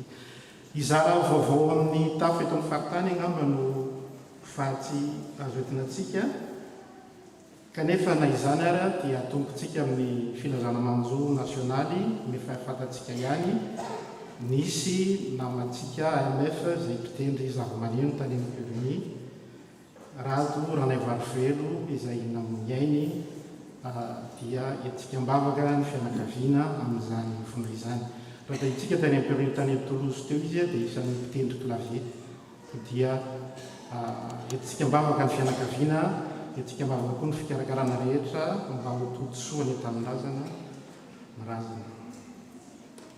Manarak'izay dia toy ny fanao isaky ny roa taona moa dia raha national impurni tamin'ity dia régional zany izy amin'ny 2020 sy 2020. Hatreto dia mbola tsy voafetra mazava ny toerana fa kosa dia mangataka antsika izay maniry ny andray izany mba apita aty amin'ny AMF Fartany ary hodiniana izay afaka andray apetrakantsika amin'ny tompony fandaminana ary mangataka antsika tondram-bavaka an'izany ihany koa. Na izany ary nefa dia azo ambara fa ny daty dia tsy ho toy ny fanoana isa-taona, izany hoe tsy amin'ny Ascension 2025 satria efa fantatritsika fa misy ny fionombe nasionaly ny zava-maneno izay mifanindry amin'io daty io, ka noho izany dia mbola hodiniana ny daty fa na enitra na arosy kely fa dia efa azo lazaina zany fa tsy amin'ny daty izay misy ny Ascension 2025 io.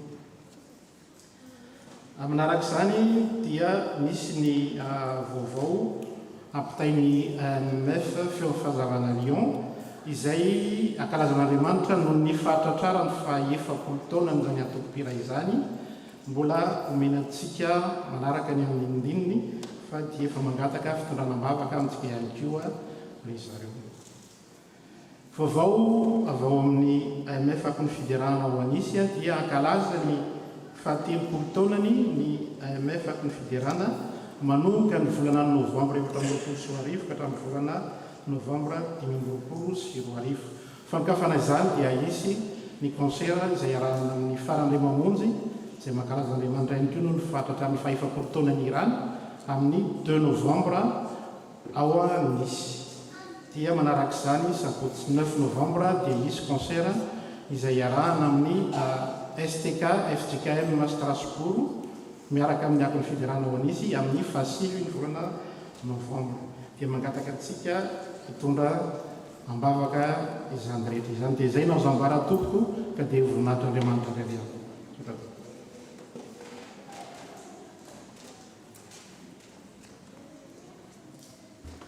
Mamerina ny arabantsika amin'ny anaran'i Jesosy Kristy tompolohan'ny fiangonana ary avako. Mijoreto ny tenako tsy amin'ny hetsika trano fa le kasikety hafa no hoentiko. Amin'ny mahabarao fifoazana faritany iny ijoroana manoloana antsika androandro. Toy ny fanao isam-bolana ary avako dia miantso ny zanaky ny fiangonana rehetra ny sampana fifoazana faritany mba anaraka ny fampianarana sy fandaliana-ponona izay karakarai ny sampana fifoazana faritany toy ny fanao isam-bolana ary ny asabotsy fa 7 ny volana septambra amin'ny 2 ka hatramin'ny 2 oratoandro ny alalan'ny Zoom izany. Ezahana ny anaparitahana ny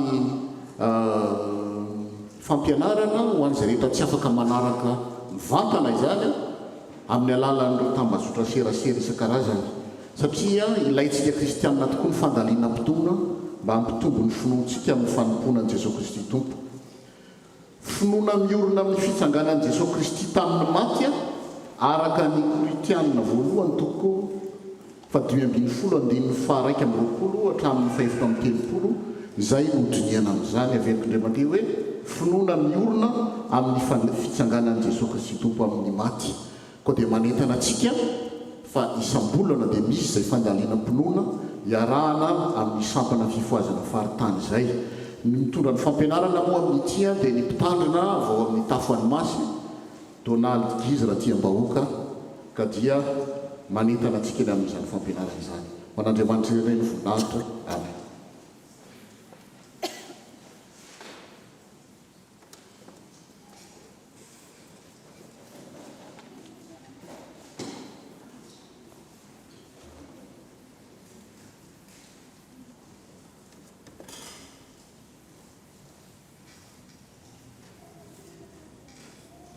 Dia mbola faly miarabantsika indray amin'ity alahady maraina ity arabaina ihany koa isika manaraka any tokantrano any amin'izao fotoana izao. Toy izao ny vaovaontsika anio eto amin'ny faritany atsimo atsinanana. Araka hitantsika manoloana antsika izao dia notanteraina zany any Lyon ny sabotsy fa 1 ny volana septambra ho avy izao ny komity faritany amin'ity taona ity. diso fa 2023 no soratra fa 2024 kristia manomboka amin'ny valora maraina ny fandraisana ny mpandray anjara amin'izany ary amin'ny sivora maraina kosa ny fiatombohan'ny fivoriana ho antsika voakasika izany dia efa any anaty mainantsika any ny talisadinika ary ihany koa indrindraindrindra ny lien ahafahantsika manao ny fisoratantsika anarana amin'izany ny anton'izany dia mbola isy fandaminana tsy maintsy hokarakarainy ny eo a Lyon ka dia ilaina zany ny misoratra rarana aingana alohan'ny alatsinainy fa 12 volana ny sarany amin'izany kosa dia 10 € ho sakafo zany mandritry ny andro fivoriana. Manaraka izany hitantsika toy izao ihany koa ny firindran'ny famangin'ny faritany zany ireo tafo izay efa nisoratra anarana tamin'ity taona ity. Ny antony izy ity dia indrindraindrindra ho antsika sampana iraisana toy ny an'io zao ohatra ny nandray anjara tamin'ny fitokavahana ahafahantsika miomana ihany koa zany ny amin'ny volana manaraka sy ny déplacement izay tokony hotanterahintsika zany. Manaraka izany amin'ny volana oktobra ho avy izao dia miverina indray zany tohany mahazatra ny fitaovavahana amin'ny faritany. Izany dia tanterahina isaky ny alakamisy voalohan'ny volana manomboka amin'ny 20 ora en ligne. Ny antony izy ity dia izao matetika mitsikaritra ny birao farany teo zany dia izay isan'ny sampana iraisana ihany no tonga amin'ny tony fitombavaka itony. Nefa izy ity tsy fitombavaky ny sampana iraisana eto amin'ny faritany fa fitombavaky ny eto amin'ny faritany. Ka raha ohatra isika zany tsy isan'ny sekoly alahady ohatra amin'ny volana oktobra ho avy izao satria sekoly alahady mitarika amin'izany dia asain'ny faritany amin'izany ihany koa isika aza misalasala mihitsy ho tonga amin'ireny raha ohatra moa satria en ligne izy ity ka tsy any amintsika ny lien efa eo ampiasana amin'izany izay ankehitriny ahafahantsika mahazo ity lien ity zany fa tsy miandry mailina tonga foana na miandry mailina avy amin'ny biraontsika. Ho avy tsy ho ela izany fa efa ho lazaina amintsika zany hoe ny fitombavaka toy izao dia fitombavaky ny faritany fa tsy fitombavaky ny sampana eo amin'ny faritany koa dia isika no asaina zany ny sekoly alahady ia no hitarika antsika amin'ny alakamisy fahatelo volana oktobra ho avy izao zany. Vaovao sampana kosa hitantsika manao antsika izao fa manomana ny rencontre régionale STK ny sampana amin'ity taona ity zany dia ho tanterahina ny Grenoble ny 25 fa 27 ary fa 17 ny volana oktobra ho avy izao. Ho azontsika miandarana ihany ny andinindiny vaovao momba ity fa dia efa samy zany mamandrika ny agenda tsirairay amin'ity daty ny STK ity ary samy ihany koa isika tondrambavaka ny STK amin'izany. Farany milaza amintsika koa zany ny SVK eto amin'ny faritany atsimo atsinanana fa anatanteraka ny fifidianana ny birao vaovao hitarika an'izany sampana izany ireo ny sabotsy fa 27 ny volana septambra ho avy izao manomboka amin'ny 12 ora atoandro. Ity fifidianana sy fivoriana ity dia atao en ligne avokoa ka efa azontsika ny amin'ny mail ny lien amin'izany. Toy izay indray ny vaovaontsika eto amin'ny faritany.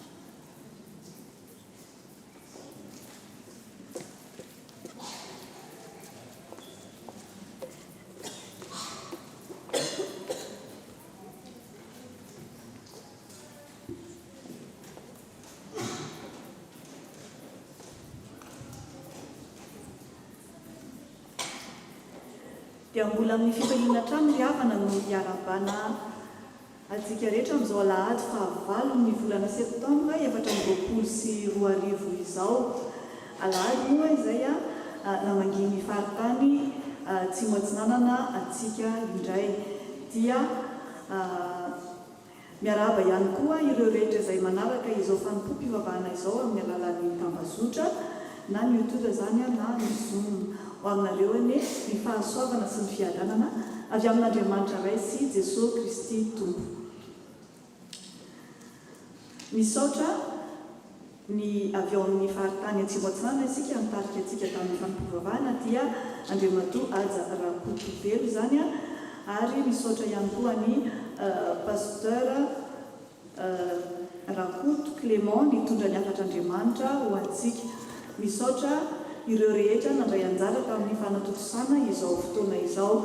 Andriamanitra manakariva hasoavana no ampahery anareo mandrakariva mbola efana lehibe amin'ny asa fanompoana izay efa niantsona ny tsirairay avy. Dia misaotra ireo avy eo amin'ny faritany zany izay miaraka amintsika androany. Raha misy kosa amintsika no sambany vao tonga miaraka mivavaka eto androany amin'izao fotoana izao dia iangaviana mba hitsangana fa ho arabain'ny fiangonana. Na ihany koa vahiny efa mety efa tiviany fa mandalo iangaviana to mba hitsangana mba ho arabain'ny fiangonana.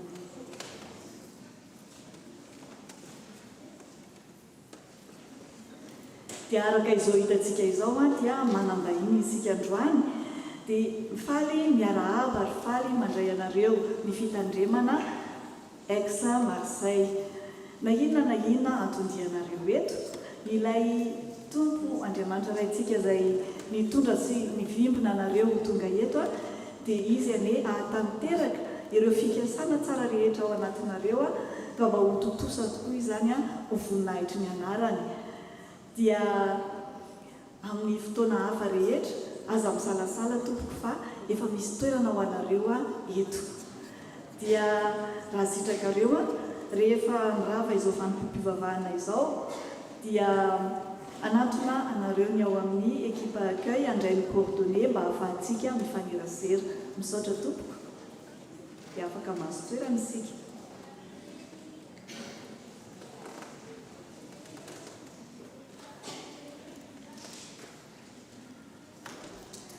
Toy izao indray ary ireo fandaharam-potoanantsika manaraka. Ny fiangonana moa dia manomboka hatrany amin'ny folora sasany isaky ny alahady ary misy ny fampitana izany amin'ny alalan'ny tambazotra YouTube na Zoom. Misy ihany koa ny traduction simultanée ho an'ireo izay francophone. Ny fanadiovana kosa sy ny fandraisana anjaran'ny liturgie ny amin'ny faha-efatra ambin'ny folo sy faha-dimy ambin'ny folo ny volana septambra azafady tompoko dia anjaran'ny sampana vehivavy kristiana ary ny loholona sy ny ao amin'ny ekipa accueil no miandraikitra ny rafraîchissement.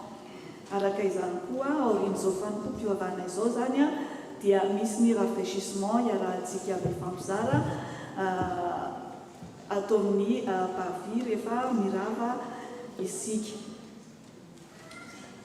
Ny fotoam-pifoazana kosa izay fanaontsika isaky ny asabotsy maraina dia tsy hisy amin'ny asabotsy ho avy izao. Ny antony dia satria noho ny fisian'ny hetsika trezemada izay mila tonga eto isika manomboka amin'ny folora ka tsy afaka anatanteraka izany isika fa manome fotoanantsika indray zany ny asabotsy aorian'izay. Ireto kosa ary ny daty tsara ho tadidy. Ny fahadimy ambin'ny folo ny volana septambra izay alahady fahatelo dia culte francophone ary ihany koa misy ny asa sy fampahirezana aorian'izany. Donc pour les francophones, vous êtes invités à venir nombreux ce jour-là parce que c'est le culte francophone pour la rentrée. Ny fahavalo amby roapolo sy fahasivy amby roapolo ny volana septambra kosa dia izy ny retraite ny fiangonana izay ho tanterahana la Sainte-Pomme any La Roque d'Enterrand. Ny intervenant amin'izany moa dia Ramatoa Anitra Ranefso izay pasteur amin'ny EPUDF Haute-Provence. Ny fanompoam-pivavahana ny alahady hariva zany amin'io ny fahasivy amby roapolo ny volana septambra dia ny Lourmarin. Amafisina izany fa tsy misy ny fanompoam-pivavahana eto an-toerana ny fahasivy amby roapolo ny volana septambra fa any Lourmarin isika no hiaraka anatanteraka izany. Ny fahatongavana kosa ny sabotsy dia amin'ny 1 ora ary samy mitondra pique-nique isika misolo ny sakafontsika atoandro. Ny fandraisantsika anjara kosa dia raha pension complète 50 € isan'olona. Ny zaza manomboka amin'ny zaza 20 taona no miakatra. Misy kosa ny tarif dégressif à partir de la 4e personne zany hoe raha fianakaviana isika zany ka raha vao mihoatra ny efatra nisatsika ny 4e personne manomboka amin'ny 4e personne dia 30 € ny fandraisana anjara. ny zaza latsaka ny valitaona kosa raha ohatra ka tsy mandray fandriana zany fa miaraka matory amin'ray aman-dreny ny fandraisana anjara dia mandray anjara kosa amin'ny sakafo zany. Ny sakafo moa dia 14 € isaky ny sakafo ny sakafo atoandro sy ny sakafo hariva izany fa ny petit déjeuner dia 6,50 € zany hoe 34,50 € zany no aloha raha matory miaraka amin'ny ray aman-dreny. Fa raha vao maka fandriana mitokana kosa dia mandoa pension complète tahaka ny olona rehetra mitombona hatrany ny tarif dégressif ho an'ny famille nombreuse. Raha misy kosa ny mety hoe tsy fahampiana ny hoety manana mba anatrehantsika feno izany retraite ny fiangonana izany dia zao araka ny efa nambara tamintsika hatrany dia azontsika atao tsara ny manatona ny mpitandrina, azo atao sakana tompoko ny fandraisana anjara izay napetraka fa afaka manatona ny mpitandrina isika raha te handeha nefa tsy ampy ny hoety manana. Raha ohatra moa ka misy eo amin'ny mpiandraikitra manavanana antsika kokoa no resaka aminy dia aza misalasala fa ho an'ny fiangonana manontolo izany retraite zany dia entanina isika rehetra mba ho tonga maro amin'izany. Ny 17 ny volana oktobra kosa dia misy ny hetsika faharoa izay ho tanterahana. Ilay hetsika faharoa mahazatra antsika hatramin'izay dia hoe levée de fonds izany hoe hoentina manatevina ny kitapom-bola ny fiangonana izany anatratrarana ny budget izay efa lanintsika teo amin'ny assemblée générale. Ny tenin'Andriamanitra izay ampaherezana antsika ary ampanantsika izany dia ny ao amin'ny marika 7:7 manao hoe matoki mitsangana miantso anao mitombo. Matoki mitsangana fa miantso anao mitombo. Ka manainga antsika ry havana mba tena anatanteraka izany antso izany fa miantso antsika izy misy ny asa iraka izay nomeno tanterahan'ny fiangonana dia isika rehetra tsy rairay isam-batan'olona no entanina amin'izany. Araka ny efa nazavaina tamintsika ny nahazatra antsika taloha teo alohalo teo rehefa misy ilay hetsika lehibe tahaka izao mety hoe miantso mpanakanto isika mba atao fitadiavam-bola na mety hoe lasa isika manofa trano dia manao sakafo atao fitadiavam-bola. Nanomboka tamin'ny taona lasa dia nanapa-kevitra isika fa ny fiaina ny fiangonana tahaka izao tsy ho akinitsika na amin'ny artista izany na amina zavatra hafa na mila takalo fa izao isika rehetra araka izay efa nomeno ny tompo atsika araka izay efa nambara tamin'ny toriteny izay nataon'ny pasteur Clément Agoto teo efa nandray maimaimpona tamin'ny tompo isika zava-dehibe no mentsika ary resy lahatra ny amin'izany isika dia entanina mba hiara-mientana amin'ny asan'ny fiangonana ny tanjona hotratrarina tamin'ity taona ity araka ny budget dia 10,370 €. Ny efatratratsika hatreto fianakaviana fito no nanolotra 1,420 €. Ny sisa mbola hotratrarina 8,950 €. Mbola manana ray volana sy tapany eo isika anatanterahana izany. Mino isika fa hotratratsika izany. Mety ioatra aza no izay mieritriretina fa izao isika tsirairay no entanina mba ho avy dia efa afaka manatona ny eo amin'ny ekipa financière isika milaza izay kasain'ny fotsika na mbola tsy ho ampilatanantsika ary zany fa isika no efa mikasa sahady izay ilay tonona isika no mikasa dia efa milaza eny isika hoe izao na izay fianakaviana dia mikasa anolotra izao ho amin'io hetsika io ahafahantsika manana visibilité ihany koa hoe hatraiza zay no efa tratra manana safidy isika na hoefaitsika tsy kelikely izany araka izay fahafahantsika zay no tena tsara na koa amin'ilay andro voalaza 17 volana oktobra no anefantsika azy manontolo dia entanina isika ry havana mba hanatanteraka izany.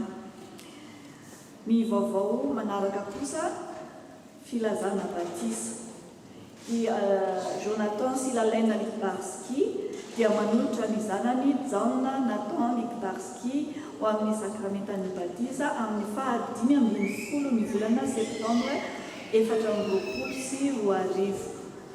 Raha miaraka amintsika eto izy ireo dia iangaviana mba hitsangana.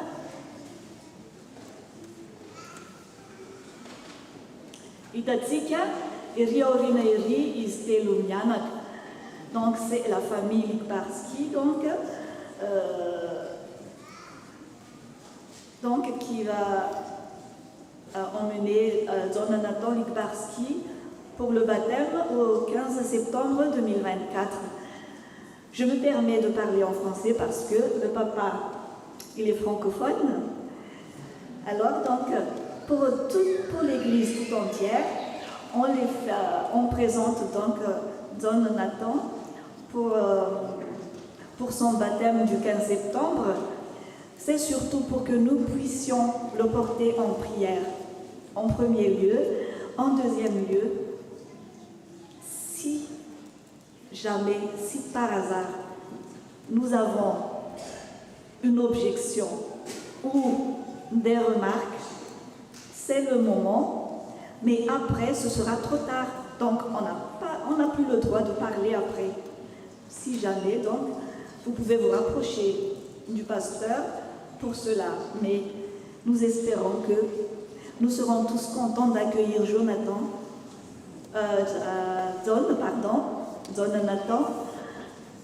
d'être parmi la grande famille de Dieu, de l'accueillir parmi nous.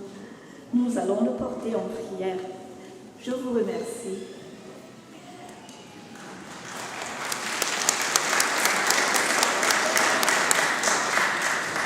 Manaraka izay mbola misy anankiray ihany koa itody sy Valérie Rakotoniaina dia manolotra any Izalis Rakotoniaina ho amin'ny sakramentam-batisa amin'io andro io ihany koa.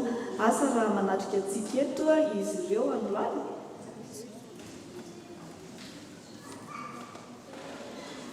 Hitantsika ireo ihany koa i Tody sy Valéria izay manolotra ny Izalis ho amin'ny sakramentan'ny batisa tahaka izay efa nambara teo hitondra ambavaka ny Izalis isika ary ihany koa misy izay mety ho fanamarianana izay tiantsika ambara dia manantona ny mpitandrina isika mahakasika izany.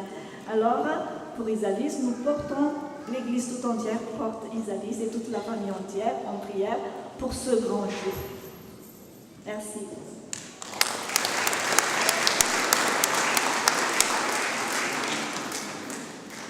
Vovao kosa avy amin'ny sampana vehivavy kristianina ny zaikabe sampana vehivavy kristianina iraisana sy ny SLK iraisana dia atao any Masoab Toulouse ny 7 ka hatramin'ny 20 volana Oktobra.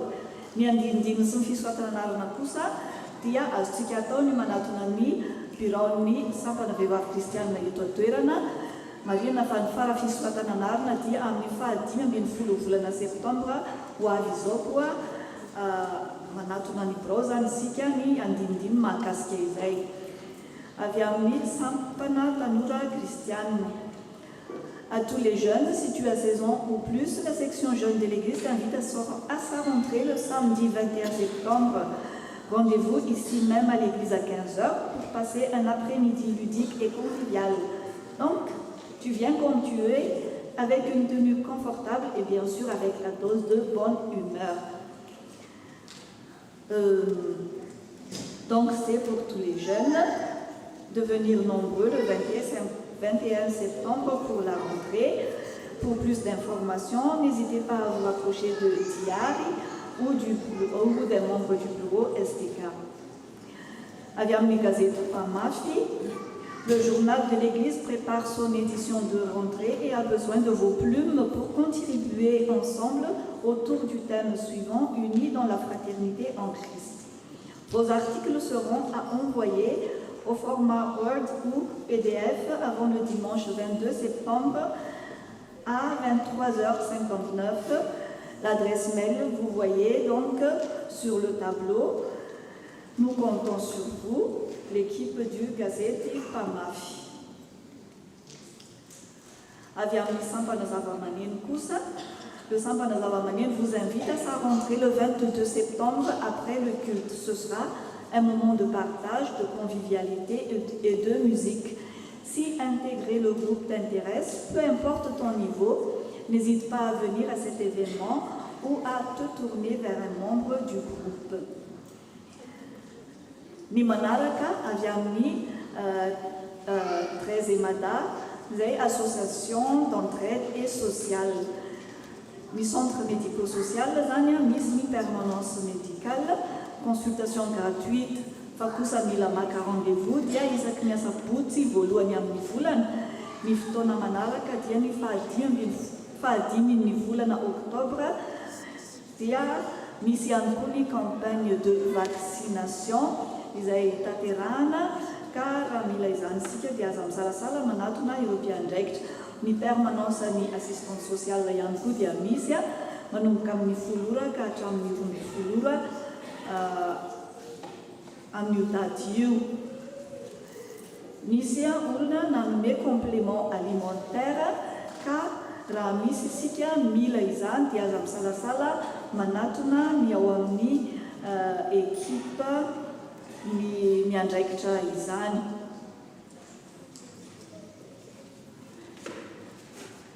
Ny fikasantsika hividy ny défibrillateur ihany koa dia mbola mitohy satria mbola tsy azo izany. Misy ny urne izay napetraka ery aoriana, afaka mandrotsaka izay mety azontsika atao isika mba azontsika mividy araka aingana arak'izay azo atao izany défibrillateur izany satria ilaina izany amin'ny toerana tahaka izao zay établissement recevant du public.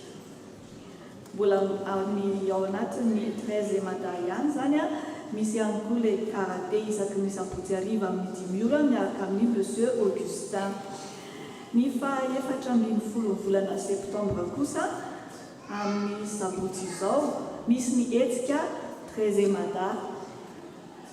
Ny fanombohan'ny fotoana dia amin'ny 10 ora.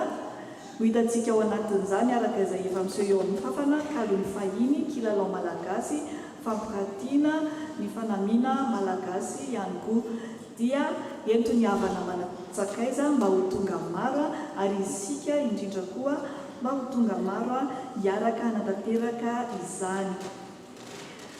Vaovao kosa avy amin'ny nationaly, le bureau de l'AMF national vous fait part d'un communiqué. Donc, ce sera donc la prochaine assemblée générale qui va se dérouler à Orléans le 28 et 29 septembre 2024.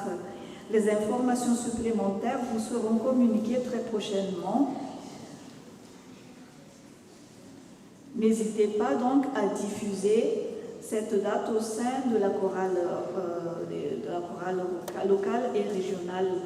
Pour toute question, donc, vous pouvez écrire à l'adresse mail bureauamf@gmail.com. Ny rakitra kosa izay voaraintsika tamin'ny herin'ny anio dia ny totaly 472 €.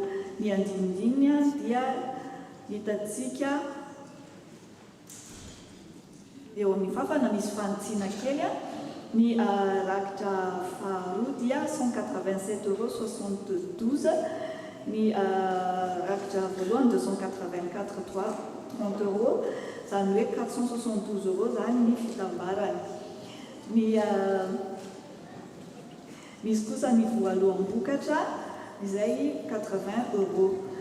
Ho antsika izay vahiny dia ampahafantarina isika ary ampatsahivina fa misy hatrany misy ny rakitra indroa zany tanterahana eto. Ny rakitra voalohany dia ho an'ny fampandehanan-drarahan'ny fiangonana.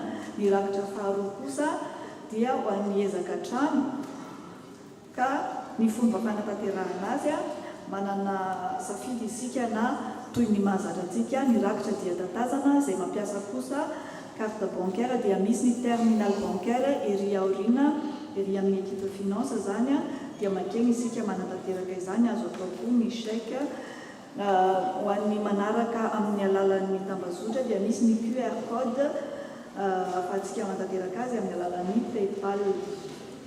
dia ho antsika izay manana ny ribany fiangonana azo atao tsara ihany koa ny manao izany amin'ny alalan'ny virement.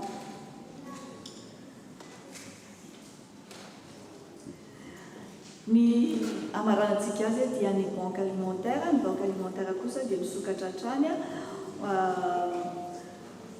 ho antsika izay mila izany. Izany moa dia hitantsika ao amin'ny salle Carmel. Salle Catene mahazatra antsika teo aloha fa salle Carmel no tena anaran'izany efitrano izany, ka azontsika atao izany ny mandeha maka izany ao amin'ny salle Carmel, na raha tsy hitantsika ilay toerana dia aza misalasala manatona ny tompon'andraikitra. Ny tsirairay ihany koa dia tanina ary raisina tanandroa izay fanomezana azontsika ho tanterahana mba anohanana izany banque alimentaire izany. Lavalava ihany moa ny raha sy miasa miandry eto amin'ny fitandremantsika, misaotra amin'ny faharetana ary aoka hitondra mibavaka izany rehetra izany isika, dia mila rerina misoa eo ambany fitantanan'ny tompo, dia bonne rentrée ho an'ny rehetra, ho an'Andriamanitra irery ihany ny voninahitra, fa ho antsika olona ankasitrahany kosa ny fiadanana.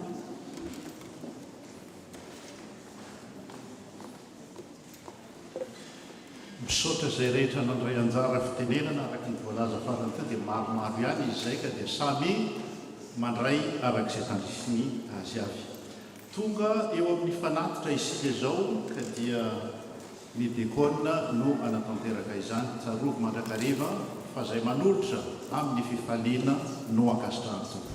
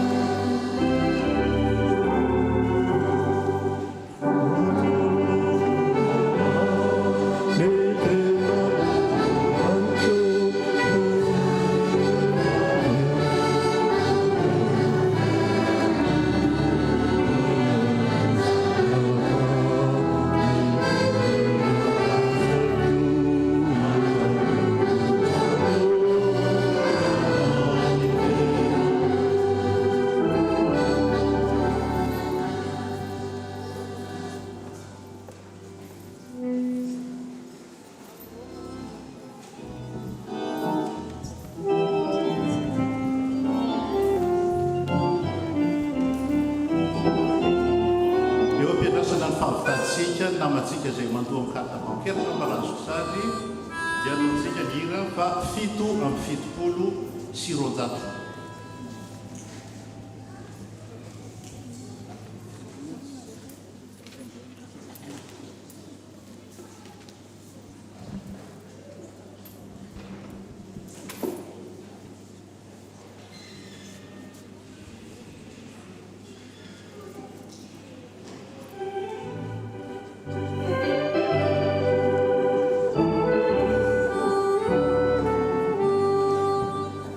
Hey.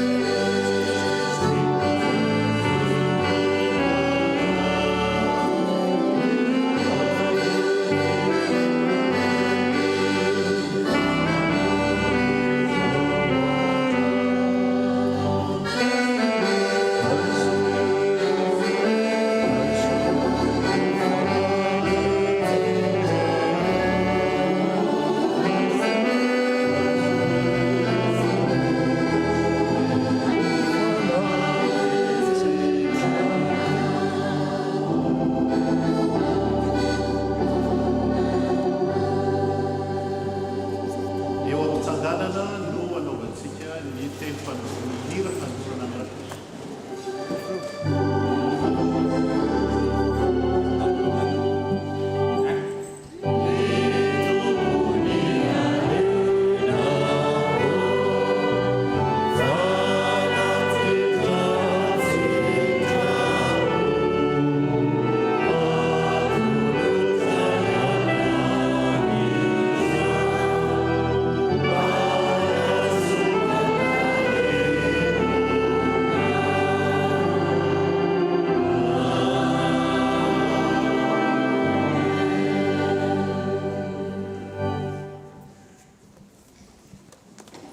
Mipetraka ny fiangonana.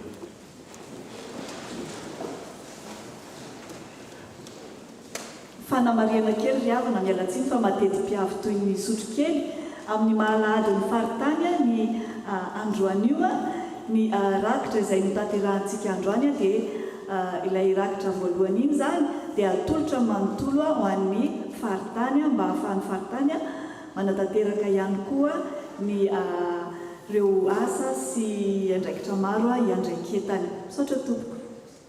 Misaotra tompoko.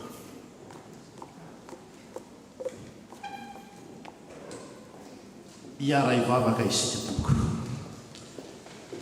Ry Andriamanitra ray zanaka fanahy masino misaotranao zahay satria tamin'ny anaranao no nanomboanay izao fiderana sy fankalazana fanomeza amboninahitra ny anaranao izao ary dia amin'ny anaranao rehetra ihany koa tompo no hamarananay azy amin'izao fotoana izao. Misaotra noho ny amin'ny teninao izay voarainay teto. Tsy ho anay ihany nefa tompo fa ho an'ireo rehetra izay nanatrika tany atokantrano ihany koa ary ho an'ireo izay rehetra tsy afaka nanatrika na teto na tany atokantrano, tompo vokiso amin'ny alalan'ny fanahinao masina ireo araka ny alehiben'ny fitiavanao. Misaotra noho ny amin'ity fiangonana izay natolotrao handray izao fanompoam-pivavahana izao. Aoka tompo mba ho fiangonana matahotra anao ary mba ho fiangonana ho vavolombelona eo amin'ny asa rehetra izay hampanaovanao azy. Toy izany koa izao famanginy ny faritany izao tompo. Ianao no nanome ny Braon ny faritany, ianao no nanome azy ireo ny asa ka dia mangataka ny fanahinao masina izahay tompo, tanterao omeo anay ny hery ny fahefanao Jesosy Kristy mba azonay manatanteraka izay asa rehetra araka ny sitraponao. Ny fiangonana rehetra eto amin'ity faritany ity, ny vahoakan'Andriamanitra rehetra izay rehetra nomenao andraikitra eto amin'ity faritany ity na iza tompo mialohava lalana izy ireo. Ary tsy vita ny fiangonana eto amin'ity faritany ity ihany fa mivavaka aminao manokana izay ho an'ny FPMA manontolo. Ianao no efa nametraka ny andraikitra ho an'izany fiangonana izany ary dia matoky izahay fa ianao no hitari-dalana izay rehetra manana ny fikasana marina hampandroso ny fiangonanao mba hialoha lalana azy ireo hanatanterahany izany adidina petrakao amin'izany. Tsy vita ny FPMA ihany tompo fa ireo izay fiangonana rehetra mahafantatra anao ary mino anao Andriamanitra ray sy anao Jesosy Kristy ho tompo sy mpamonjy dia apetraka manontolo eo ambanin'ny fitantananao izany fiangonana izany mba hahatonga ny fanaparitahana ny teninao ho tonga any amin'izao tontolo izao araka ny teny izay fanapetraka ao. Dia mivavaka aminao manokana izahay tompo ho an'ity fiangonana FPMA nametrahanao anay ity, indrindra eo amin'ny vina mpitandrina matianina izay projet napetraky ny fiangonana matoky izahay tompo fa ianao no hialoha lalana amin'ny fanatanterahana izany. Mivavaka aminao koa izahay tompo ho an'ireo vahoaka rehetra izay manana olana na amin'ny lafiny inona na amin'ny lafiny inona, azavelanao handeha herikerika foana izy ireo, faoka kosa mba hibanjina mandrakariva ilay hazo fijalianao Jesosy Kristy izay fananaovanao ny famonjena.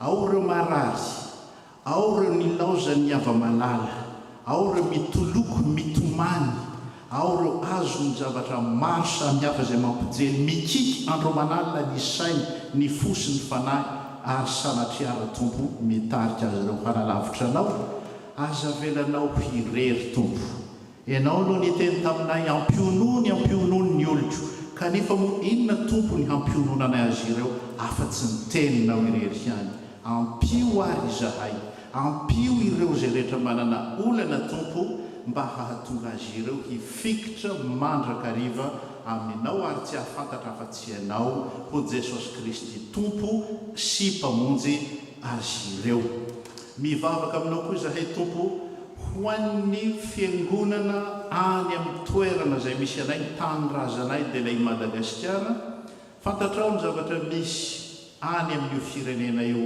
ka aoka tokony fiangonanao no ho hery fanohitra mba hahatonga ilay Madagasikara-nay mba hitraka ary mba hatanteraka ilay teny izay efa fiteninay manao hoe Madagasikara ho an'ny Kristy ary Kristy ho an'ny Madagasikara ny fitondra fiangonana rehetra na aiza misy azy nomenao andraikitra izy ireny tompo voaositrao izy ireny aza mahafoy ireo voaositrao ianao tompo fa ianao ane no hanatanteraka ny asa rehetra izay nomenao tanterahina amin'ny alalan'izy ireny eo koa tompo ireo mpitondra fanjakana maro isan-karazany tompo aoka mba ho mpitondra matahotra anao izy ireny fa tsy ho mpitondra hanao ny tenany ho Andriamanitra kely miova ho Andriamanitra araka ny teny nazavaina taminay teo fa aoka tompo hampahalavirinao amin'izy ireo zany eritreritra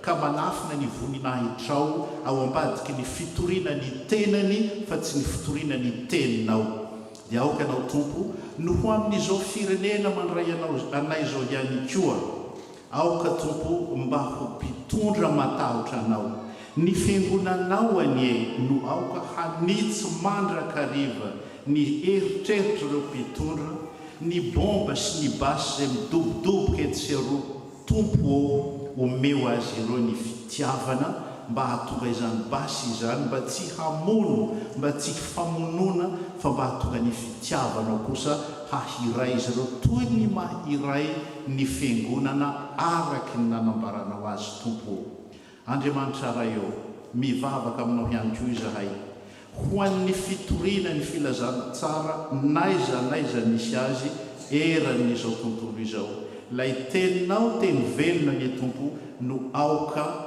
hahatonga izany fitiavana izany ka hiraisanay aina hiraisanay ho fiangonana iray hiraisanay amin'ny alalan'ny batisa iray satria izany no nanongonanao sy nametrahanao azy amin'izao fotoana izao tompo dia betsaka ny zavatra izay tianay tianay hangatahana aminao kanefa no ny hafoin'ny fisainanay dia tsy voatonina eto kanefa ianao amin'ny mahatompo anao izay mametraka ny fitiavanao mandrakizay ho anay nefa mitsenjo sy efa mahafantatra izay omenao anay ka dia toavy araky ny fitiavanao tompo aza mijery anay amin'izay rehetra hataonay raha ohatra izay tompo hisaraka eto dia izao ho any amin'izao tontolo izao indray izahay koa dia ianao anie no hanafisery ny fahefana avy aminao mba azonay miady amin'ny fahavalinao Jesosy Kristy dia tsy iza fa Satana izay fahavalinao ihany koa dia arovy hatanjaho ireto vahoakanao izay manatenanao zany vavaka izany tompo dia atambatray amin'ilay vavaka feno tanteraka izay efa nampianarinao ny fiangonana dia rahanay manao amin'ny anaranao Jesosy Kristy rainay izay ny lanitra mamasinina ny eny anaranao ho tonga ny eny fanjakanao atao ny eny sitraponao ety an-tany taky ny lanitra omenay an'io izay amin'ny asazaonay ary nomenany elokay taky ny amenanay izay meloka taminay ary aza mitondranay ao mifakampanahy fa manafana eo ratsy fa anao ny fanjakana sy ny hery anao ny voninahitra mandrakizay amen eto ampamaranana ny fanokom-pivana isika melohan'ny anomeza ny ray aman-dreny mpitandrina ny afatra sy ny tsodrano dia ho ataontsika ny hira fa 70 am'zato ny andininy voalohany sy faharoa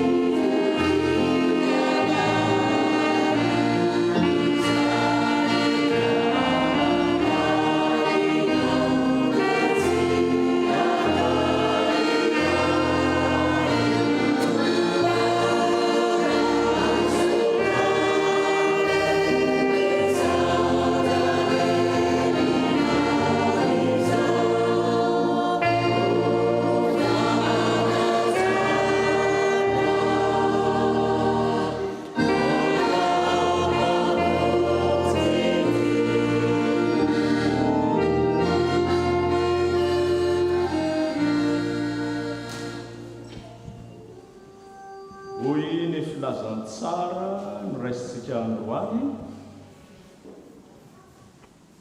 tsara ny nanaovany ny zavatra rehetra fa sady nampahalady ny marenina izy no mampiteny ny mona dia hoy ny apôstôly Paoly mananatra ny Timoty zanany izy ao amin'ny taratasy voalohany toko 4 mora tady diny Timote 4 Timoty voalohany toko 4 fa ny zavatra rehetra nataon'Andriamanitra dia tsara avokoa ka tsy misy tokony holavina raha raisina amin'ny fisaorana fa ny zavatra rehetra nataon'Andriamanitra dia tsara avokoa ka tsy misy tokony holavina raha raisina amin'ny fisaorana.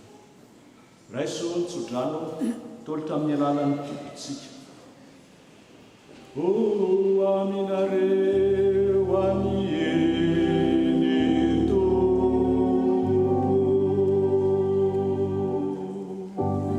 areo any fanahy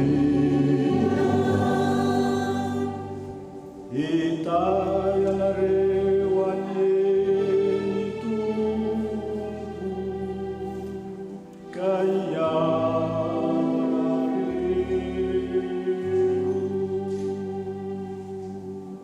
ampamirapiratra ny tavany aminareo any eny tompo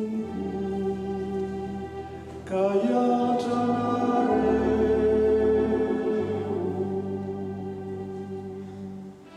anandratra ny tavany aminareo any eny tompo ka anome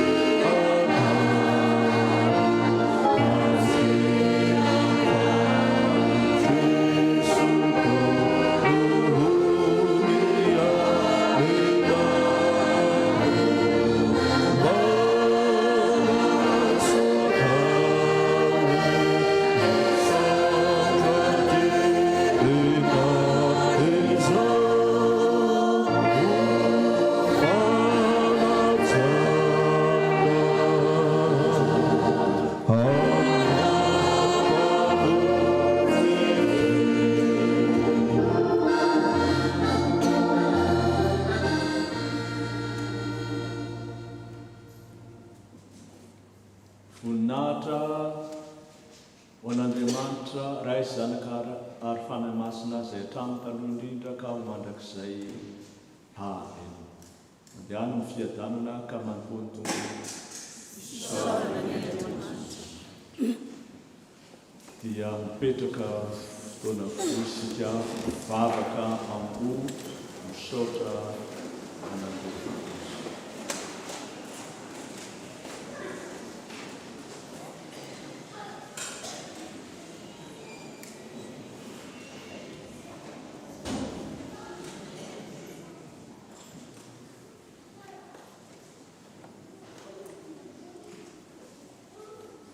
amin'ny anaran'ny ray sy ny zanaka ary ny fanahy masina. Amen. Sotra. Fandray anjarana miarapapa.